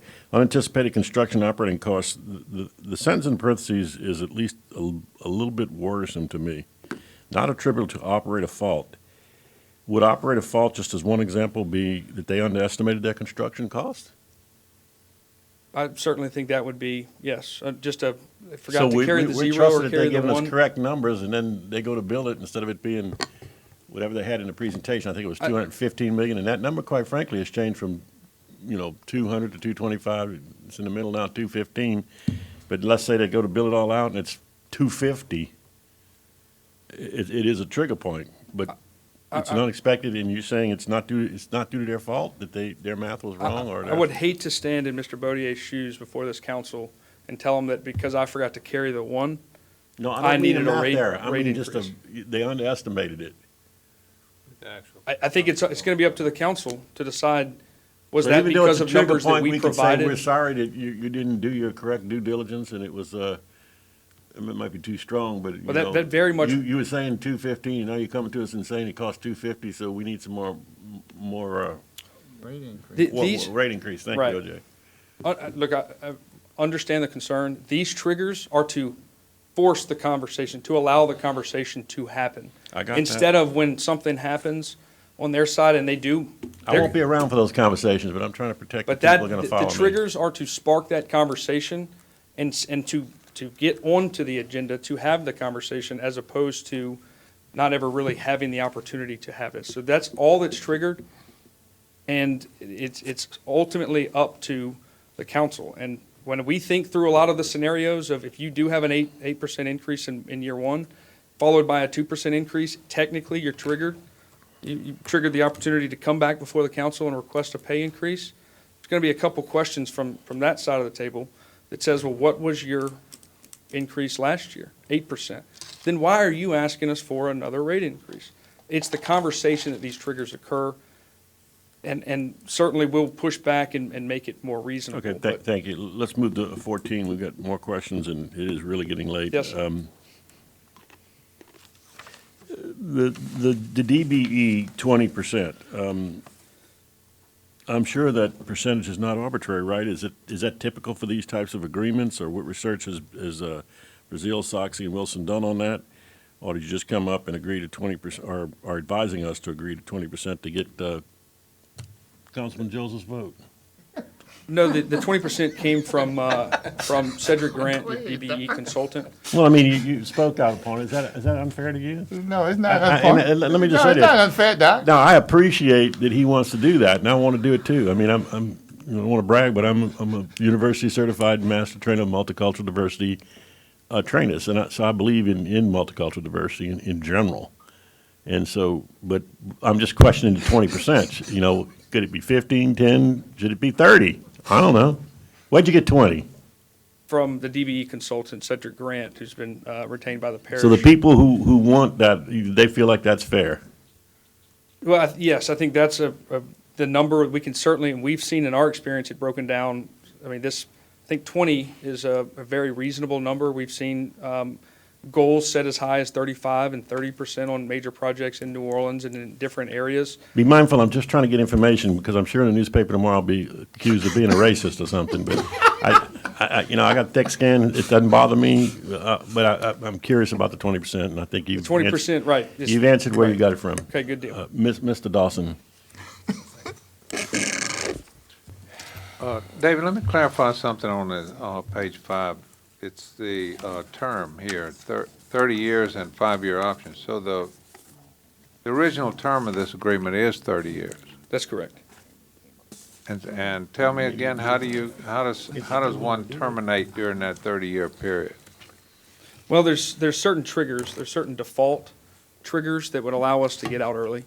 If they go What if bankrupt, we just said, look, we got enough of this. We've had a We've good had run. enough fun. we with need to this. tell them by year 25 that we do not anticipate continuing We on. had enough fun. So you cooked in for 30 years. You can't do anything between 0 and 25. Unless there is an event of default or they breach a And then there are material 5-year obligation. options after that, and you have some termination abilities You do, during those 5-year increments, right? that's correct.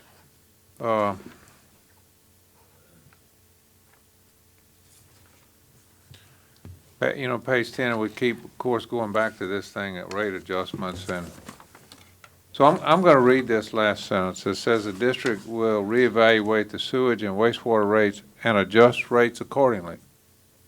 It doesn't say the council will make a decision. It says they will adjust rates accordingly. So how do you read that? I read it to mean if it's not warranted, they don't get adjusted.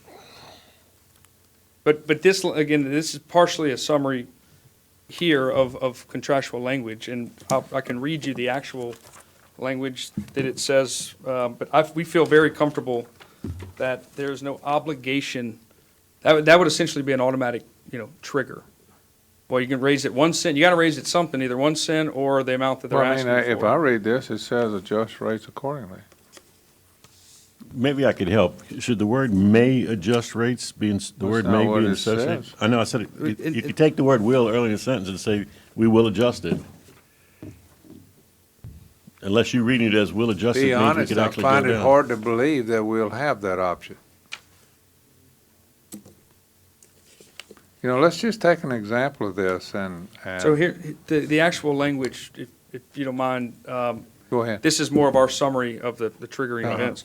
The actual language reads, in the event that any of the following occur, the operator will develop and present to the district the impact of such event, and the district shall reevaluate the sewage and wastewater rates and will adjust such rates in a manner consistent with paragraph A. Paragraph A is the same legal obligation. if we That's the one we skipped over that day. We didn't skip over it, respectfully. We talked That's a about it for about private an hour. It's, that's. But it doesn't say we'll vote on it. I mean, I don't know. Well, I'm wondering, let me ask Jeff, do you mind coming up? Jeff, I mean, Of let's course he just. doesn't. We'll be on him forever. David's doing such a good job. Back in the barrel again. Let me just, Here we go. I'm gonna be gentle, I promise. Let's just take an example. Let's use that 3%. That's an easy one. So let's say that something severe happens here in Ascension Parish and they don't elect Doc as a councilman and the projected growth rate goes down to 0. Yeah. Okay. And you guys come to the parish council and you say, you know what, we projected 3% and it's a goose egg, it's 0. And that we have to have this rate increase because of that. And the council says, oh, we feel for you, but we don't want to raise the rates to our customers. So- Is that allowed? So there's a couple different things here. As I mentioned before, the 3% growth rate is an assumption. Some people think it's higher, some people think it's lower. We think. Well, I'm it's- not really worried about that. Okay, I'm just so- saying that, let's say that you're losing $1 million If we're a losing, day. in other words, and that's why, if we're losing $1 million, what we're gonna say is that there should at least be enough of a rate to support the operations of the utility, the operating Okay, capital you're gonna costs of the say that, utility. and the council says, you know what? Nope, we don't wanna do that. Well, then ultimately, if you continue to refuse to do that so that we could not operate, you're gonna have one consequence could be we go bankrupt, or you breach the agreement because you're not in good faith allowing a rate sufficient for the utility to operate. There Now, you go. let me give Now you, you're going. let me give you another example. Which means what, a lawsuit? Well, I mean, Well- what we're saying is, we don't really have, we have a choice up to a certain point, but we have to Our make legal some. counsel, for the record, is nodding his head in affirmative to my comment about, my chirp about a If lawsuit. they were gonna break the agreement, they would sue us Yeah. for not complying with the We- agreement, and we would feel very strongly about our legal obligation. It's within our discretion to set rates. We are the rate setter. And that would be a tough hill to climb for them. But if we do not listen to their concerns, and they're justified, and the council. Were they justified completely by ignores what? them, By it's gonna be whom? up to a judge Yeah. to say whether or not we are meeting our current legal obligation to raise rates to ensure the proper maintenance operation. In So I- the same way that a judge could do to the Public Service Commissioner? Commission? I see head nods in the audience, the public can't see that, is that correct? I'm not sure the. Well, let's say Let me- Mr. let me Pertwee get- went let me- right now to the Public Service Commission and asked for an increase in the rate, and they said no. They could sue, right? I think ours would certainly be different. It's under a contract where we have agreed to not change the rates. We've agreed to go up at 4% for 10 years. And that is the risk, that we are agreeing to that. And if they come back and say, no, we need more, we say, no, we're gonna stick to the agreement that we have for the first 10 years. Even though Unless- some things change substantially, even though changes in law, let's say the law changed and they had to built in. treat to a different standard but the council said, you know what, we're not gonna raise the rates on our constituents. We like their votes. But if the law changes, we can't predict how the law may change, so No, we I get cannot that. we can't take that risk. So ultimately, that could lead to a consequence in which the contract ultimately terminates. And we Due agree. to no So that fault would of be- either party. That would be the consequence. That's what I'm trying to Yeah. understand is, let's just, I don't want to necessarily use the word unreasonable, but I will because I can't find another word, but, you know, that we withheld these rate increases based on something that wasn't in compliance with this A or 33 or whatever the heck Correct. all these things are. Then, you know, you guys can come and say, you have to be you have to reasonably adjust these rates. That's, exactly. And let me give you an example. So, I mean, I don't want there's so people many. to think that, you know, the council's got this, you know, absolute authority over those rates. I just don't see it. Well, you're obviously subject, and there's even provisions both in utility law as well as in utility district law that provides those provisions that say you have to Well, there you legally- go. Is that what this 33, 38, 85, is that what that is? That's a component of it. It does Is that, say. what is, what yeah. does this thing say? Was this supposed to be a summary for us? It tracks the LAOS? language of the Yeah. contract in Huh? our obligation. It's in there. But It tracks our language. let me give you an example. Jeff, all you telling me is you got to have a balanced budget. You can't be in the negative. Yeah. That's all you telling me. So let me give you as an example, let's say the parish passes a moratorium on any new building. Okay, that's a regulatory act by the parish that we have no control over. It's obviously going to impact the amount of new customers hooked up. But that's something the parish So did. what, and then So we would come to you then and we we'd say, look, withheld, we said, no, we're not gonna raise the rates. Then what happens?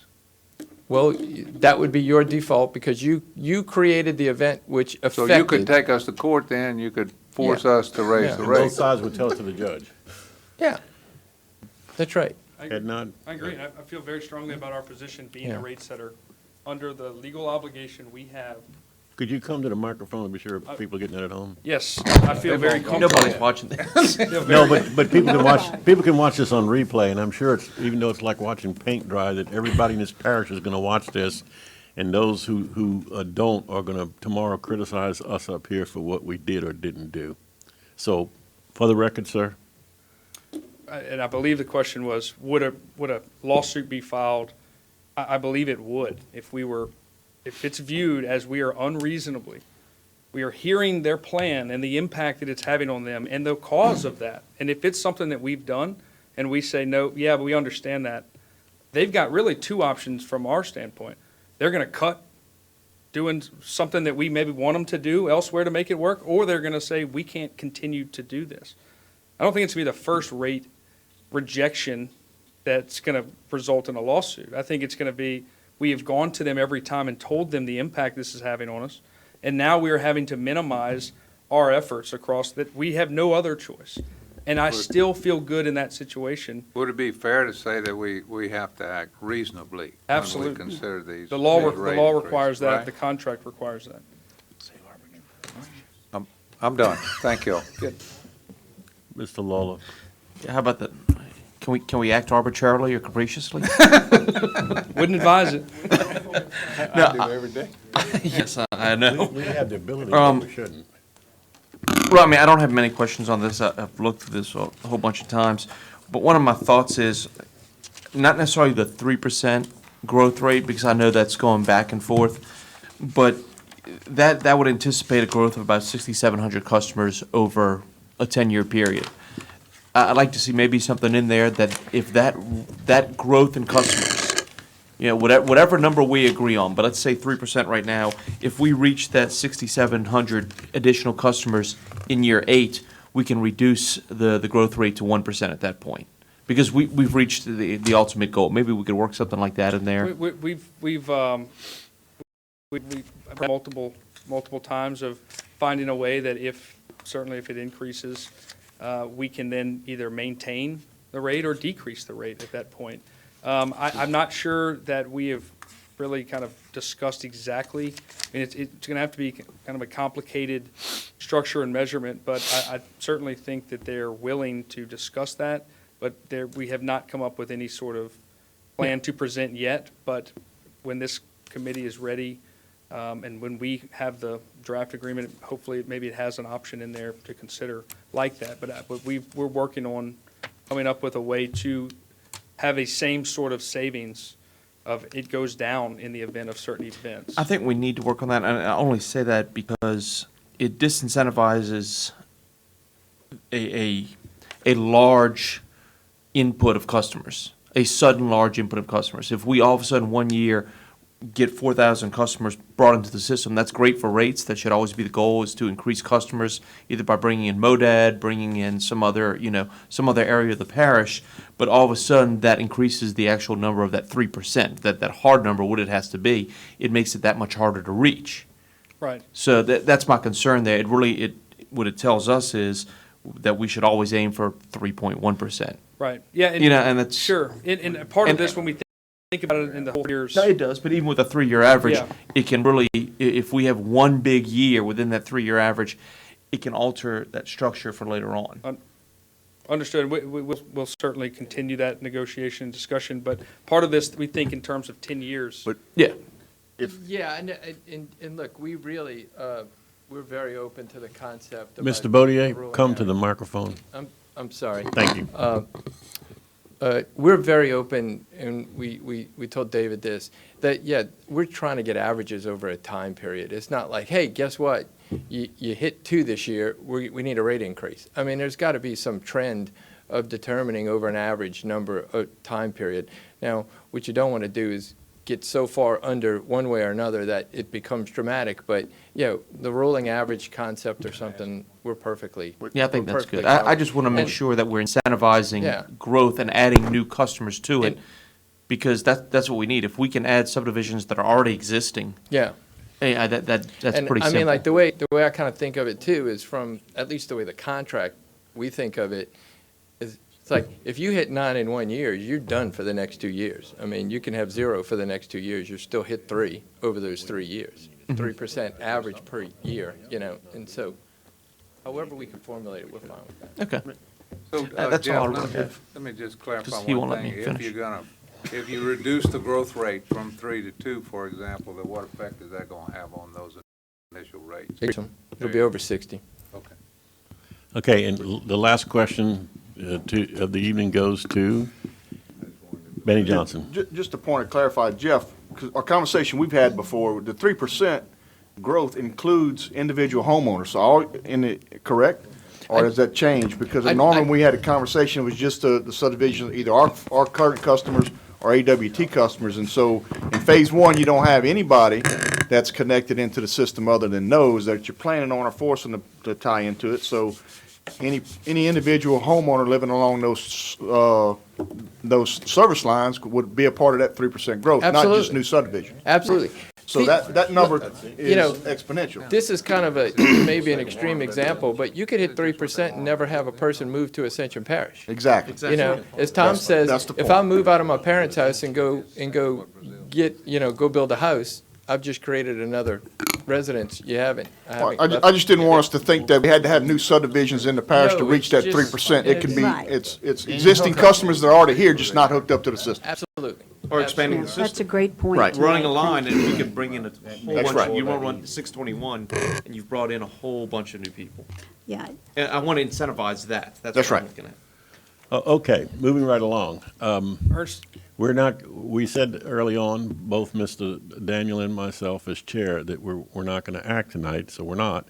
But we need a path going forward. So maybe, Mr. Daniel, if you would come up to the mic. Still got Ernst & Young. still have the main. Fine now. Oh, okay. We've been opening. You're for kidding me. Ernst & Young. We no, do. he's not. We do I have already a- own the record. I don't want to set it to where no one could ever beat it. I guess I misunderstood that you had financial part in the second part of your, Of the presentation. well, thank God, because they're telling me in my ear that, Doc, that's insufficient.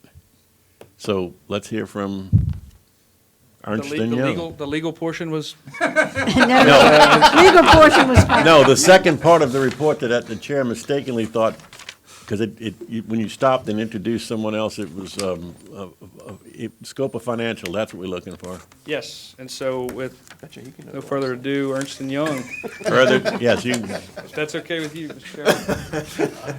Chairman. We're all getting a little giddy up here because we're losing sugar quick. Oh, no, you're not. Randy brought it sir, if you on. would state your name for the record and Absolutely. My name is Stephen Orton-Smith. I'm a managing director at Ernst & Young Infrastructure Advisors. Well, I'm somewhat conscious of the time, so I will keep this reasonably brief. We've been engaged as a subcontractor to Brazil to provide some financial input to this process, and our work is primarily focused on three key things. One, helping you guys understand and assess the basis on which the rate structure is proposed by Extension Sewer, which involves looking at the rate structure, the cost structure, tax assumptions, all the inputs to the financial projections to provide some sense of robustness and reasonableness of the rate structure that's being proposed. Secondly, we're providing financial and commercial input to the core legal agreements, particularly on those matters that affect commercial risk allocation between the parties and might affect, on one hand, your exposure under the contract, on the other hand, Ascension Sewer's ability to secure financing and deliver the transaction. And thirdly, we are looking at the economic case for the project, or the financial case for the project, comparing the proposal on the table against the district's assessment of maintain status quo or business as usual. So it's not we're not seeking to stress test or duplicate the cost-benefit analysis work that's been done, but rather just look at the pure financials of doing this deal or not, as the case may be. So we've been working on this for about a week. We've provided a range of comments, 40 or so, on the legal agreements back to Brazil, who are embodying those in their discussions with Ascension Sewer, and we received the financial models from Ascension Sewer on Thursday last week, and we've been looking at those over the weekend, and we have about 30 or 40 comments and questions on those. So we are very much in that kind of read in, understanding, initial questions and comments phase, and I would imagine there is going to be a process of iteration over the coming week and beyond to refine our understanding, stress test assumptions, challenge things we don't understand or which we don't believe are supported, and build our understanding and confidence along the way. So that's pretty much what we're doing. Where we've got to so far is that we've received excellent support and input from Brazil and from Ascension Sewer in a very short period of time. Obviously, there's a reasonable amount of content to understand and analyze, and we're in the process of that. So we've had productive exchanges with Ascension Sewer at the end of last week on the model, where we raised our preliminary set of questions. They're about to be the recipients of a whole bunch more, and we'll have calls and scheduled in the coming week to go through those. We've seen all the draft agreements as they currently sit and provided our financial comments on that. We are also going to look at the financial standing of the counterparties to the transaction, Ascension Sewer and Bernhardt, primarily with a view to forming a view on their ability to absorb and accept the financial risks and responsibilities that they're taking on under this agreement, and their ability to secure financing, both equity and debt, to deliver the project. So that's something that we haven't started yet. We're still trying to secure agreements by which we can receive these financial statements on a suitable and confidential basis, and that's ongoing. And we've also started work looking at the district's spreadsheet that was referred to earlier in terms of the business as usual, and again, we're developing our questions and comments and thoughts on that. So, that's what we're here to do. That's what we've started doing. We're going as quickly as we can. We understand that time is very much of the essence, but it will inevitably take a bit of time. And, certainly my take on this is that it's worth spending the time and effort doing this carefully and systematically, so that when agreements are signed or decisions are made, they're done with good knowledge and a good foundational analysis to support them. I have other slides, which I think, in the interests of discretion and time, I won't go into because you've heard a lot of this stuff already about the basic commercial shape of the transaction. So happy to talk more if you'd like and answer questions, but I think that's probably enough for tonight. We're going to go this way. Mr. Lawler? Yeah, if what I understand, it sounds like we're just waiting on more information before we get more concrete answers, and it'd be a little premature to start asking too many questions. So thank you. Sure. Thank you. Wow, Mr. Dawson. That wouldn't deter me, you know. No, it won't. Can we do the 3-minute clock? No. Actually, I don't have that many questions. What, are you gonna be able to deconstruct the rate? Yes. And so we're gonna know all the components of the rate? Yeah. Great. Yeah. Only one other comment. You talked about time. To me, this is the most critical document that we have in evaluating this proposal. And, you know, it's more important that it be correct than early. So I appreciate your thorough, I know you will be thorough, and we appreciate that. Thank you. So from the chair's viewpoint, since I already look ridiculous, I'm looking now at the end of Brazil, Soxy, and Wilson's, and I'm seeing your input to it. It's only really 6 slides, and I appreciate you at the late hour not want to really go through them. But again, I haven't had time to digest this. It was handed out at the meeting myself, so I'm not prepared to ask questions right now. So I'm going to pass to Mr. Joseph. I'm just like the rest of them, haven't digested this information yet, so no question, Mr. Chairman. Ms. Casso. Likewise, this is information way above my pay grade. I look forward to hearing the analysis. Mr. Johnson. Like everybody else, no real questions, just go through it with a fine-tooth comb, make sure we understand the agreement. Okay. Any questions for, okay. So what is the pleasure of this committee going forward? Do we do adjourn?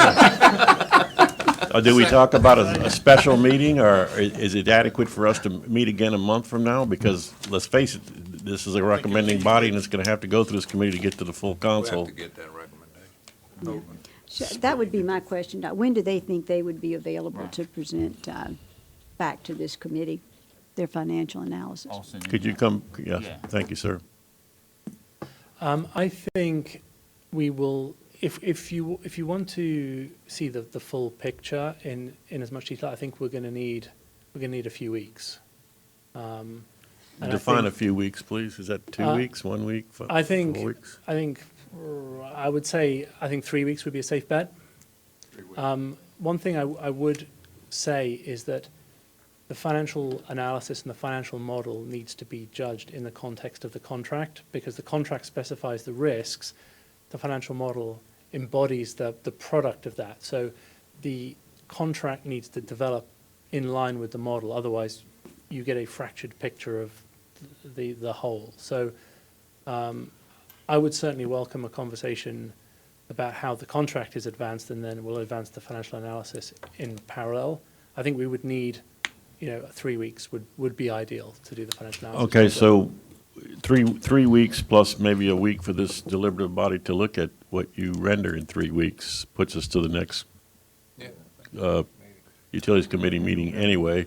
Anybody have a lot of angst or problem with that this evening? If not, then the chair will entertain a motion for the. Second.